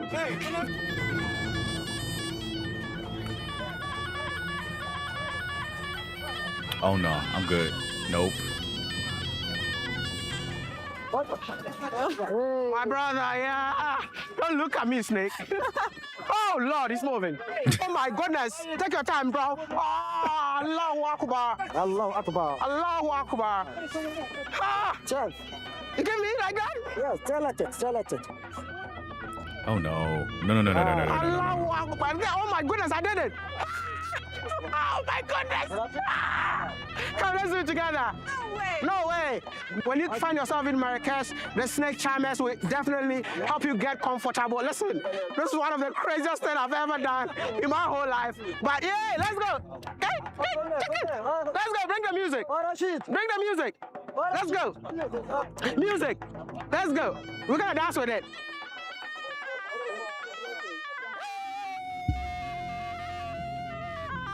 This is what we do in Marrakesh. I'm gonna skip a little bit, guys. Nickname of the city, which is Beja. Oh, wow. Like locals in Marrakesh, like really, just like happy, and they just spread their happiness to everyone. That's why I'm so happy, even though I don't know why. Yeah. But I'm like, I'm affected by the happiness. Like, oh, wow. Beja. So where are we right now? So now we are in the main square of Marrakesh. This is like the beating heart of Marrakesh. Yeah, so the square actually goes back to the 11th century when Marrakesh was founded first. Wow. It wasn't like this, because actually it has like a dark side. What's the dark side then? The Jamal Fnat Square was like an execution square.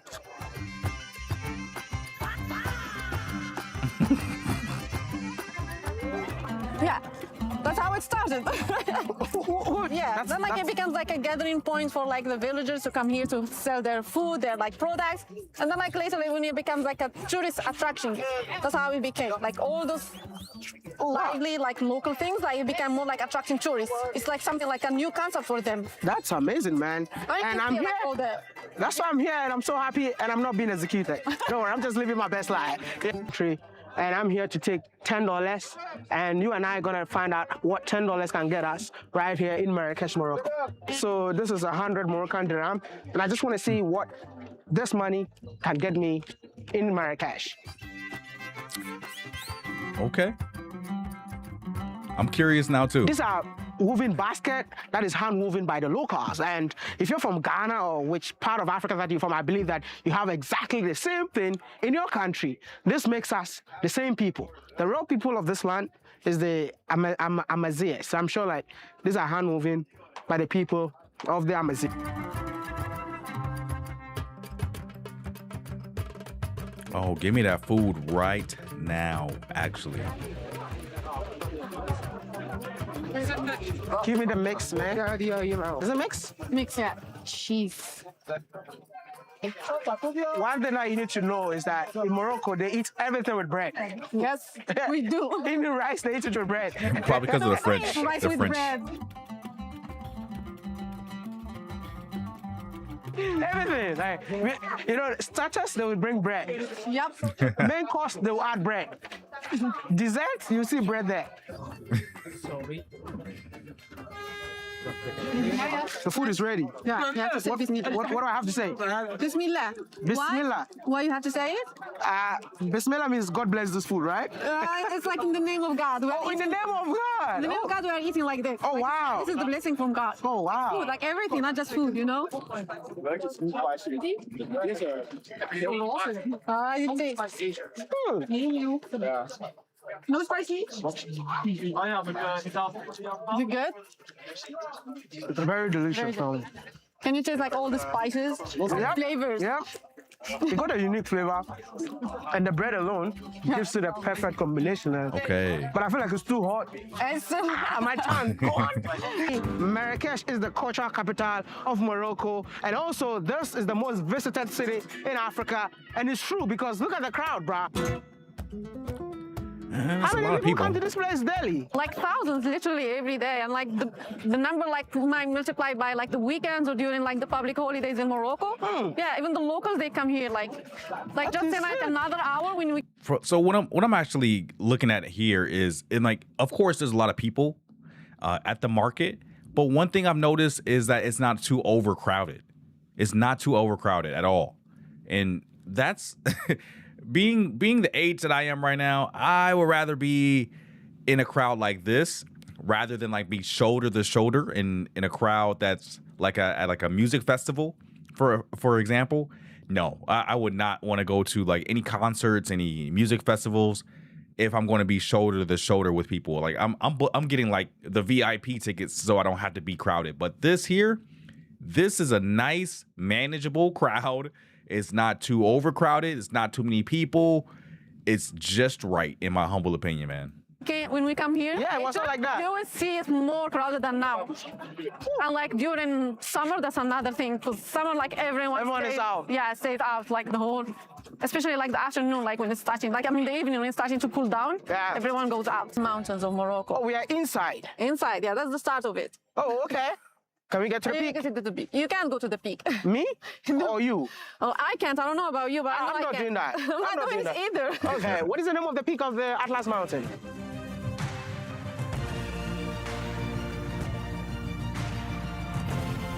The highest peak in the Atlas Mountains is called Mount Tupel. Oh, okay. It's the highest peak of North Africa. And it's right here in Morocco? In Morocco, yes. Oh, wow. And it snows. Yeah, the Atlas Mountains stretches over like North Africa. It's not only in Morocco, it goes in Algeria and Tunisia. But the highest peaks are in Morocco.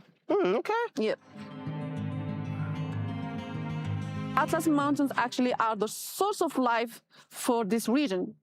As you can see, like it snows a lot here, so it provides a lot of water and also the biodiversity of the region. Atlas Mountains are the homeland of the Amazigh people of Morocco, the indigenous people of North Africa.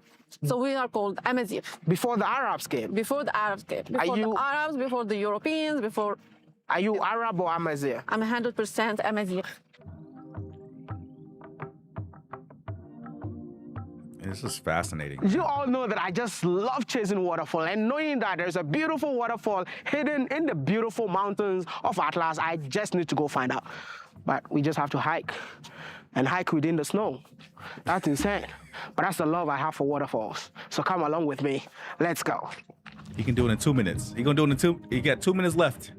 This is my first time seeing a waterfall falling on rocks. That's gorgeous, bro. It's a tiny little fall, but trust me, it's worth visiting. It looks pretty, man.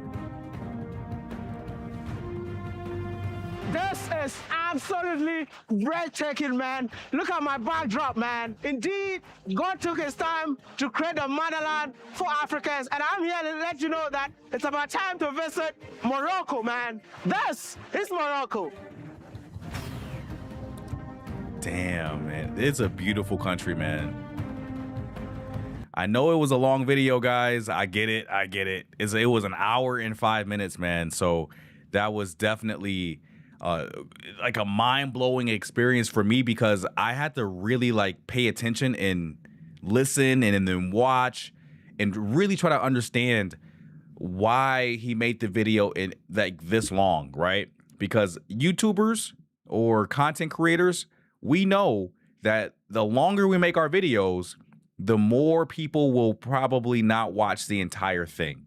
So there is a reason why Wodamaya made this video an hour long, because of how unique this country is. Morocco, I got to do a lot more homework on Morocco, because I had no idea how diverse it was. Like whenever I think of Morocco, I think of like this rapper called French Montana. He always represents Morocco in my humble opinion, in my mind somewhere. I was like, oh, Morocco? Oh yeah, French Montana. That's the rapper. But just seeing it from a cultural perspective, it definitely put it on my radar to go visit, because when I go back to Europe, whenever I want to go back to Europe, I'm going to visit Portugal, Spain, France, obviously. I'm practicing my French right now. I just had a Duolingo notification on my phone. But I want to go to the Strait of Gibraltar, which is a part of the UK. Or sorry, Gibraltar here is a part of the UK. They actually have an international airport. That's crazy. And it borders Spain. Literally, there's a border between Spain and Gibraltar. And it's like the UK is right here. So I want to visit that. And then I want to take a flight over to Marrakesh. Man, I might have to take off like 2 or 3 months of work from my day job to do all of this traveling, right? So I want to go to Europe, at least this part of Europe, and then making my way down into Africa. Not sure how, like, when I'm going to do it, but that is the plan in the future. Mama Ye out here supporting. Okay, I appreciate you sharing the stream on TikTok. I see you. Learning about Africa brings many surprises. No, that's the 100% the honest truth. If people only knew how great Africa was in its totality, right? There may be, it's so diverse, you can find a country in a city that fits what you want and how you want to live. It fits your lifestyle the best, right? Me, I'm feeling Ethiopia, right? But also, I love the infrastructure in Morocco. I love the infrastructure. I can literally take a high-speed train from Casablanca to Rabat in an hour. That's unheard of, man. And then I want to go to Tangier, bro, and you just take the train. The infrastructure is there to where I won't have to really sacrifice too much. And I want to visit Algeria too, man. If I'm even allowed to visit Algeria. And I want to go to Algiers. It's bucket list stuff, man. Bucket list stuff. Tunisia too. Not too many YouTubers go to Tunisia. The heck? Let me see. Tunisia. Travel vlog. I might do this on next Friday. I don't know. But we still got one more thing to look at. Okay, so Drew Binsky did it. Travel with Chris went to Tunisia. Okay. TY Travels. Okay. Okay, we're getting somewhere. We can do this. all their thumbnails look pretty similar. But before we leave the stream today, guys, I know that the second half of the title was me naming my top content creators that travel. So this list is not comprehensive, but I'm gonna develop it real quick for y'all and just take a look at. Let me see. I'm gonna just expose who I follow. Screw it. So let's see. Let me get the people on the list real quick. So my YouTube, y'all might not care, right? Y'all, and this is why I'm saving it for last, because y'all may not care. YouTube content creator list, content creator list. I'm gonna just do top 5. I'm gonna do top 5. 1, 2, 3, 4, and 5. And I have three criteria to choose my favorite YouTube content creators that travel. So the first criteria is, can y'all even see that, man? Probably not. Let me see if I can make it a little bit larger for y'all. Criteria would be 1, subscriber count of at least 20,000 subs. 2 is their consistency. Oh my gosh, consistency. Man, I've been using ChatGPT. I've been using like AI too much. I'm forgetting how to spell, bro. It's crazy. Second is consistency. So I would look for at least one video per month. One video per month. And one live per quarter. I'll make it easy on them. And then number 3, I want to see their engagement. And those are the 3 criteria that I look for when it comes to like looking and reviewing a content creator's YouTube channel. So subscriber count, of course, that matters. Consistency matters, and also engagement.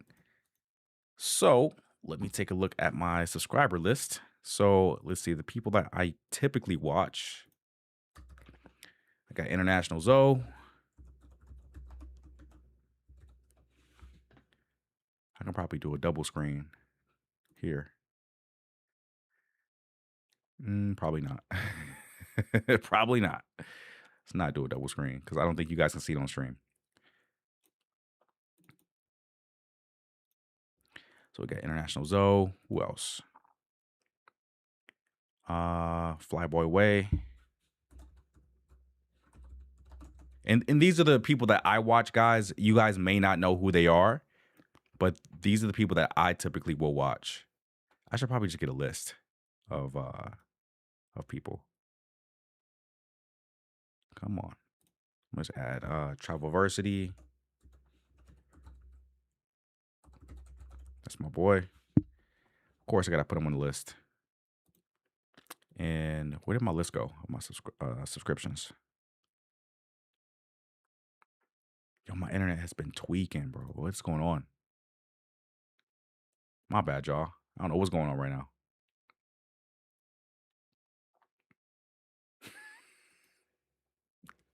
Like YouTube decides to crap out right now is crazy. All right, we're gonna get this together, man. Let's look at my subscriptions. What's going on here? Come on, Starlink. Is this my Starlink messing up or what is going on?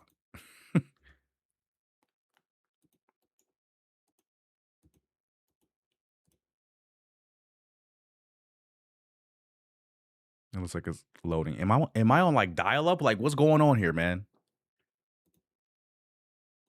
Bro.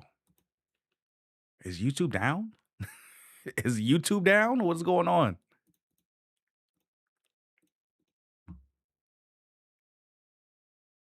No, YouTube's working. All right. I just got to go through my subscriptions. It's fine. All right. Let's see. And I'm not going to take too much longer on the stream because I got to wake up and do the stream tomorrow. Let's see. Oh, for sure. Zoom to Thailand. Zoom to Thailand. But my only critique about Zoom to Thailand, he with all due respect, there is at least for me as a viewer, it's not enough new content. It's new titles, but like some of the videos are reused when it comes to that. So just a critique. No disrespect, obviously. Let's see.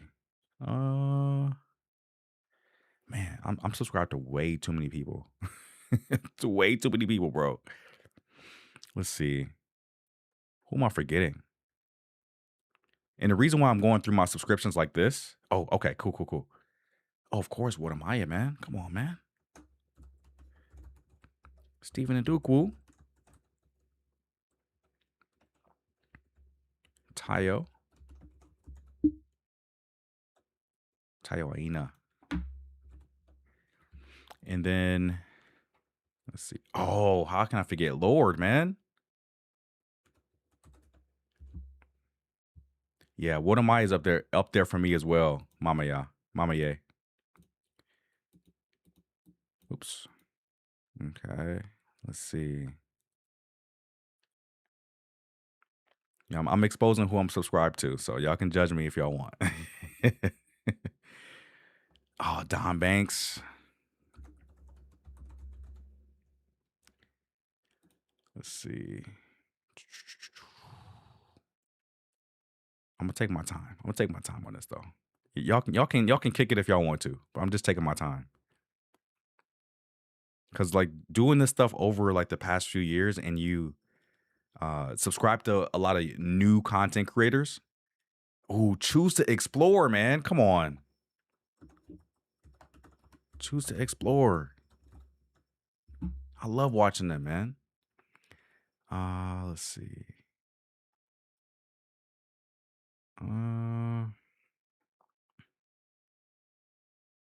Austin Holloman. He really doesn't do a lot of travel content like that, like vlogging. So I'm looking for like vlogs. Yo, Keenan. Keenan's good too. Keenan Lambert.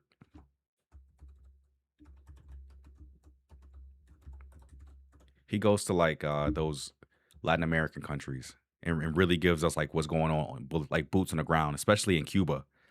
So shout out to him, man. Let's see. Oh man, Jay Rello. Let's see. Got Zoom. Who do I'm like? I'm always thinking like, who do I watch all the time? And that's who I'm gonna put on the list. Let's see. BMT. I can do BMT. That's the homie too. Shout out to BMT. Let's see. Unapologetic Nomads. They're really good, but they haven't. They came back to the States, so they haven't really been active on YouTube too much. Let's see. Man, I don't know how long this list is, to be completely honest with y'all, man. I don't know how long this list is. Let's see.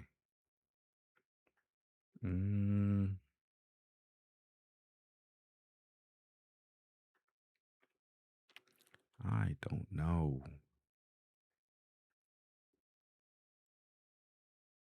I thought it was the list is a little bit shorter than I thought it was. We'll be through this list in a second, and then I'll just pick the top 5 from there. So it's fine. Let's see. Man, there's some people on this list that haven't posted in a long time, bro.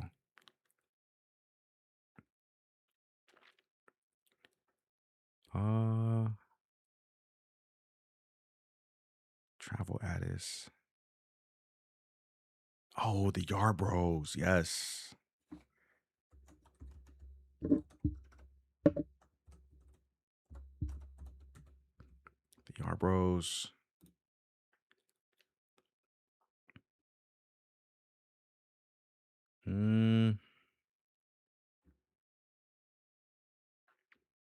Travel with Chris.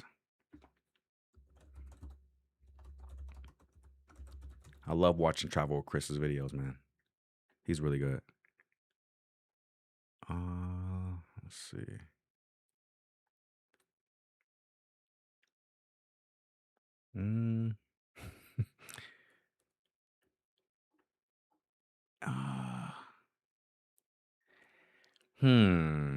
Ace. I don't know. Has he like? I don't know if y'all watch him, but has he fallen off recently? I don't know. Check in effect. Check in effect for sure. Damn, this list is gonna be kind of difficult. I'm not even gonna lie to y'all.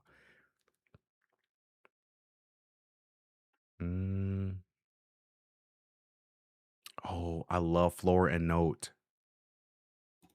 Yeah, I'm probably exposing y'all to new YouTubers too. And I'm not just like limiting this list to like Black content creators. It's just like in general.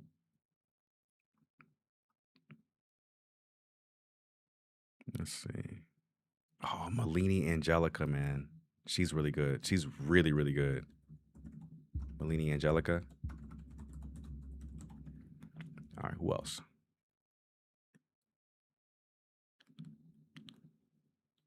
Does Kai Sanat still stream or not? Let's see. I gotta go through the list and probably disqualify some people because there's a few YouTubers on there that haven't posted in a while, and that's one of the criteria. Let's see. Oh, how could I forget Black Man the Traveler, man? Come on. Black Man the Traveler.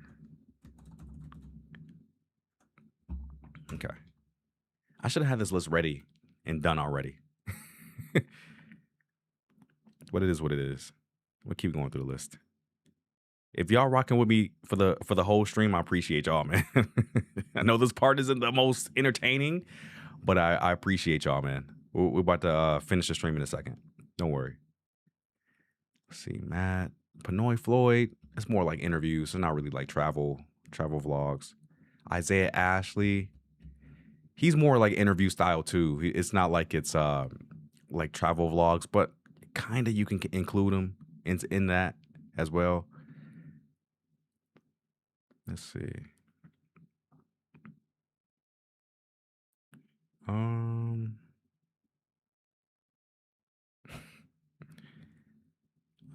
Let's see.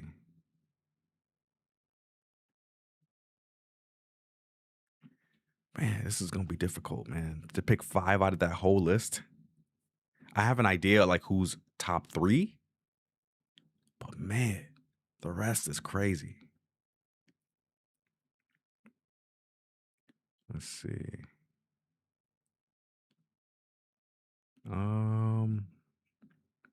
Does Kid Greatness post still? When was the last time he posted?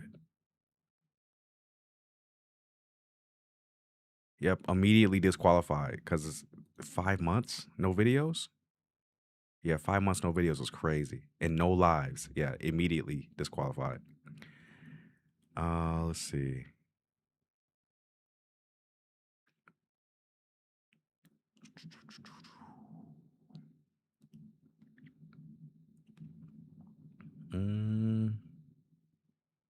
Do y'all recognize any faces on here that y'all follow yourselves?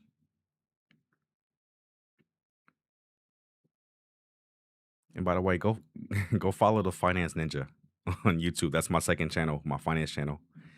If you guys don't know. I already got 15 subscribers. Hey, shout out to y'all, man.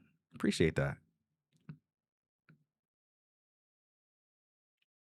We're gonna be doing some videos on there too. So don't worry.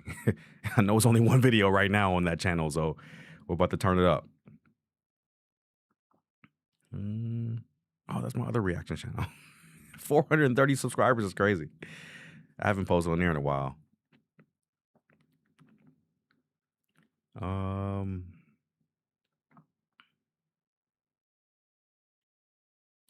Let's see.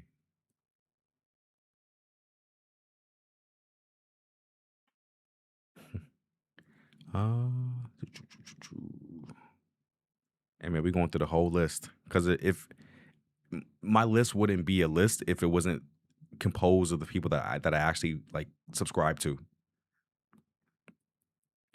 Let's see.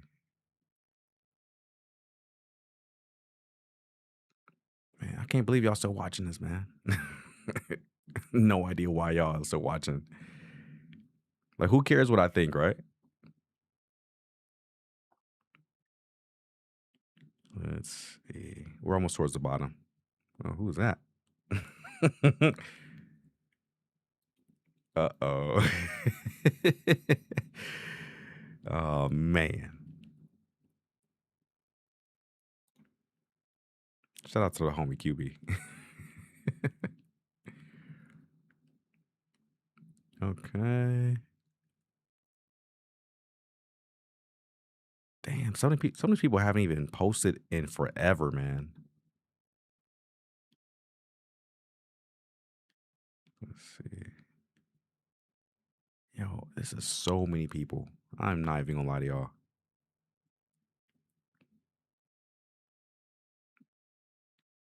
Passport Heavy. How? How could I forget? Passport Heavy, man. Shout out to those guys at Passport Heavy, man. Passport Heavy.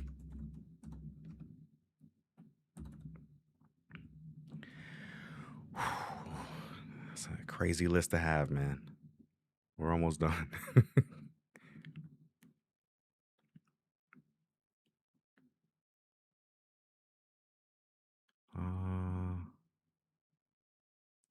Let's see.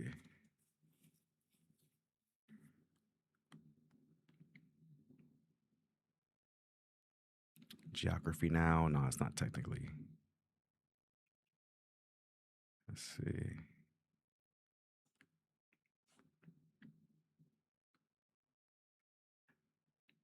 Oh, RIP Lamar Wilson, man. Damn.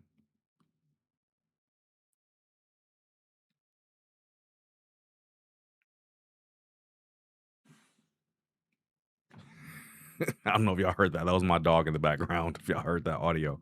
Okay, then we reached the end of the list. So we are going to take, what's this? 1, 2, 3, 4, 5, 6, 7, 8, 9, 10, 11, 12, 13, 14, 15, 16, 17, 18, 19 content creators.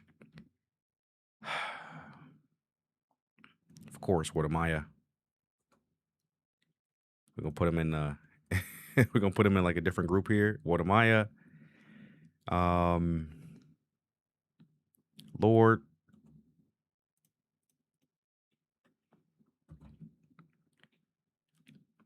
Let's see.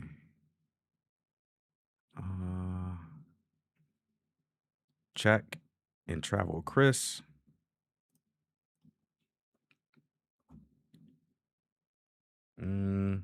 I'm just thinking of like who I've watched over the past 30 days.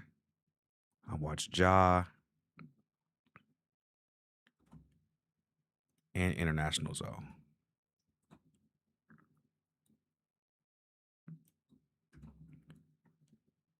Okay. Passport Heavy. Passport Heavy's really not that consistent, but when they post, it's a movie. It's a movie every time Passport Heavy posts. So I'm gonna just check the criteria real quick for them. Why is my computer's running slow, man? So this got posted 3 months ago.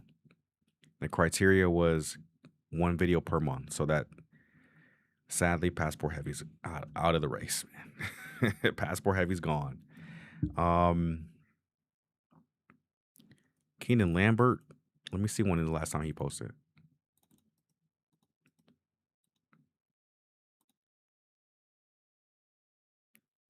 He's got 42,000.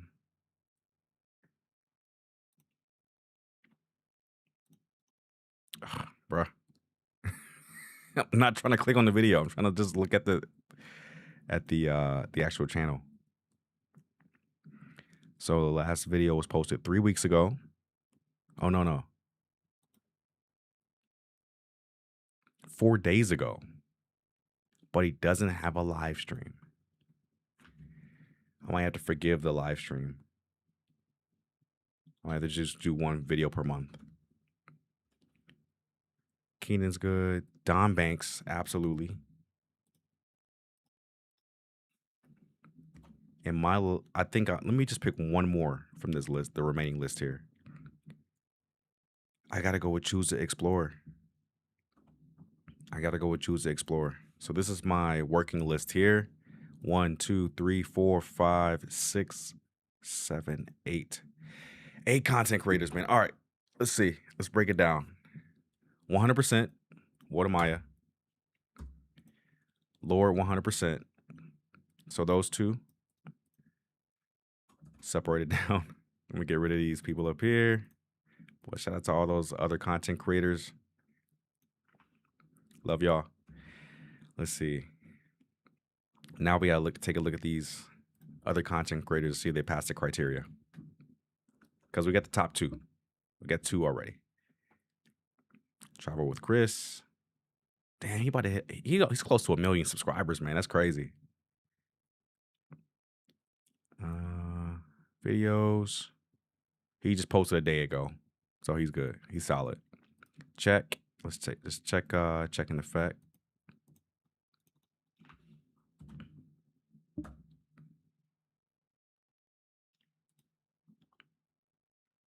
Let's see, when was Check's last video?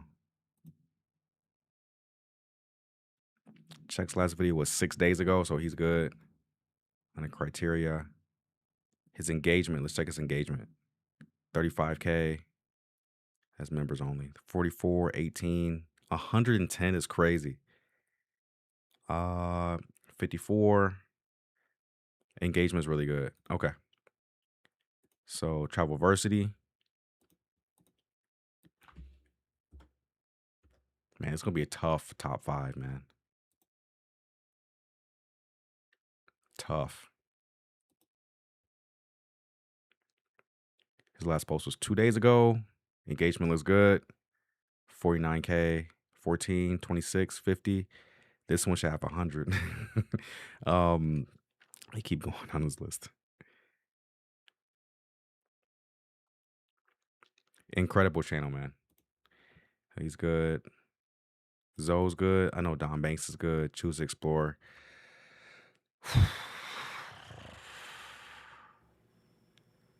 All right, I gotta probably.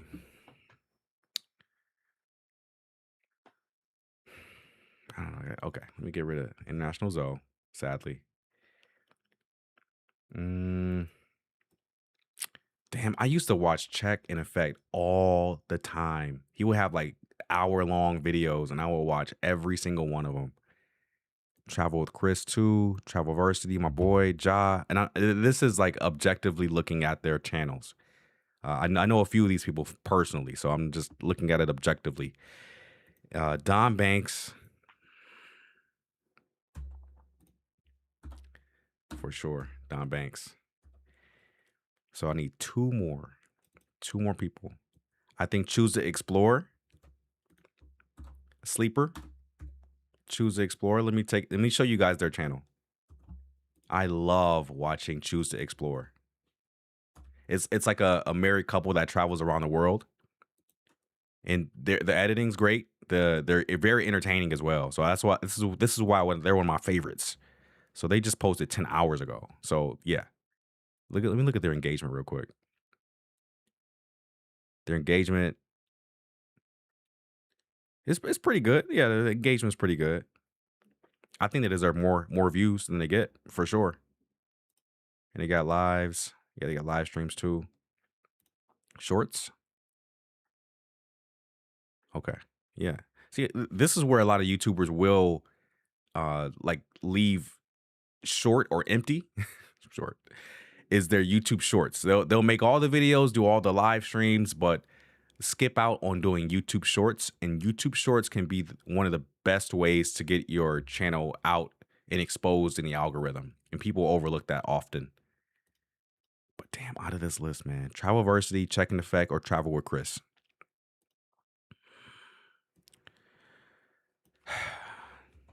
Check in Effect. Made it top 5. All right. Who is my number 1 though? Or who's number 5? My number 5 is probably Choose to Explore. Moved him up. Y'all are sleeping on Choose to Explore, by the way. Damn.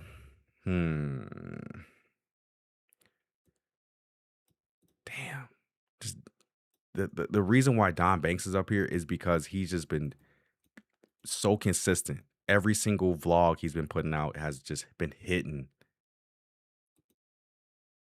Every single vlog he puts out. He got videos that have 1 million views. Come on, man. Yeah, his videos go crazy. And of course, we can figure out why, right? But when you actually click on the video, it's very, very entertaining. Yeah, for sure. I gotta put Check in Effect at number 4. I'll put Don Banks number 3. And then who's gonna be number 1, man?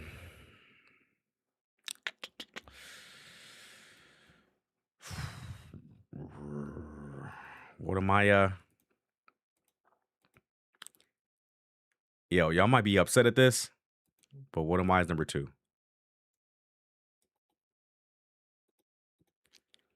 I'll explain why. I'll explain why in a second. I'm gonna show y'all first. I'm gonna show you guys why I think Lord, at least at the time of this recording, in June 26th of 2026, this is why Lord is my favorite YouTuber, or at least travel YouTuber, content creator right now, is because he can make a video that is standalone, right? So he can make a video that is just about himself, going around a city, going around a country, and get views, right? He has the option to add, pretty girls in the thumbnail, which is cool and everything, but on the ones that he has of just himself, he can stand alone as a solo content creator without having to put a pretty girl in his thumbnail or have girls all up in his vlogs or whatever. That's wonderful to have. But the ones that he has by himself, those still get views. And that's when you know that you have really made it in YouTube, when you can post a video with yourself and still get 31,000 people to watch your video. So he has great engagement, really good consistency. He does a video he posts a video at least once a week, it looks like. And lives, he probably did a live like the other day. He did a live yesterday. So yeah, y'all gotta understand that this is, the YouTube game is very, very complicated, man. And he does shorts too. Yeah, so he has it all. You gotta have videos, shorts, and lives. And Lord hits on all 3 of those points. 127,000 subscribers. And the reason why What Am I At was not number 1, let's take a look. And it's not because of anything that he did wrong. He started his family, right? So we saw a lapse in video posts, right? We saw a 2-month gap. He took 2 months off, obviously, to take care of his family. But I'm looking at this objectively, right? So he's having his kid and he's posting videos here and there, at least like once, 2-3 times a month, which is awesome. And they get a lot of views, man. But it's just lately, and I'm judging it off of like right now, not like in the past. In the past, he'll be number 1. But now he's number 2 because of the lapse in posts that you see here. Okay, let's take a look at the shorts. Shorts, good Lord. Let's see. Shorts are good. I think he doesn't post enough shorts. These are old videos or old shorts. Live, 3 months. Yeah. See, can you guys kind of see why? Like, I'm looking at this objectively. Like, hey, this is 3 months since your last live stream. It's been almost 2 months since your last video post, and your shorts a few months old. And we get it. What Am I is Mr. Ghana, but you got to be more consistent. And it's tough. It's hard to be a travel YouTuber and be consistent. I don't know why why is Travelversity's banner on What Am I's channel? Now it's Don Banks. That's really weird. Okay. So you guys got my my top 5 YouTubers. And that's just based on right now, June 26th of 2026. This is probably going to change in July. But this is just for this month. This is my list. All right. That's it, man. Anybody still watching? Yeah, we got a few folks in the building still. What's good, y'all? I got to actually probably hop off in a minute, unless y'all have any last minute chats or questions, because I got to stream tomorrow morning. Man. All right, y'all. Any last minute questions, concerns, gripes about What Am I not being number 1? What Am I not being number 1 is crazy. I think that's gonna be it for me tonight, guys. I got some stuff to do. Gotta take my Duolingo course on my phone and get some rest for the morning. And I will see y'all tomorrow early in the morning, same time every single Saturday. And I got a treat for y'all. I gotta actually make the live event as we speak. So I appreciate y'all following through the live stream, man. Hanging out 10:30 is crazy p.m. where I'm at in Las Vegas right now. So it may be the morning where y'all are watching in Africa. So I appreciate y'all stopping through, and I hope y'all have a great rest of your weekend. I'll see you guys tomorrow. And yeah, that's my list. We watched Water Maya's new video, number 2, and we discussed the issue with China owning a large portion of Africa's infrastructure projects. I mean, yeah, I think we talked about a lot, bro. So 2.5 hours streaming. Love y'all, man. Appreciate y'all. My name is Jay. The YouTube channel is called Trippin with Jay. And thank you guys for watching on YouTube, watching on TikTok, Facebook, Rumble, Twitch, Kick, Party. I still stream on Party. All right, y'all. I'll see y'all tomorrow. Peace out.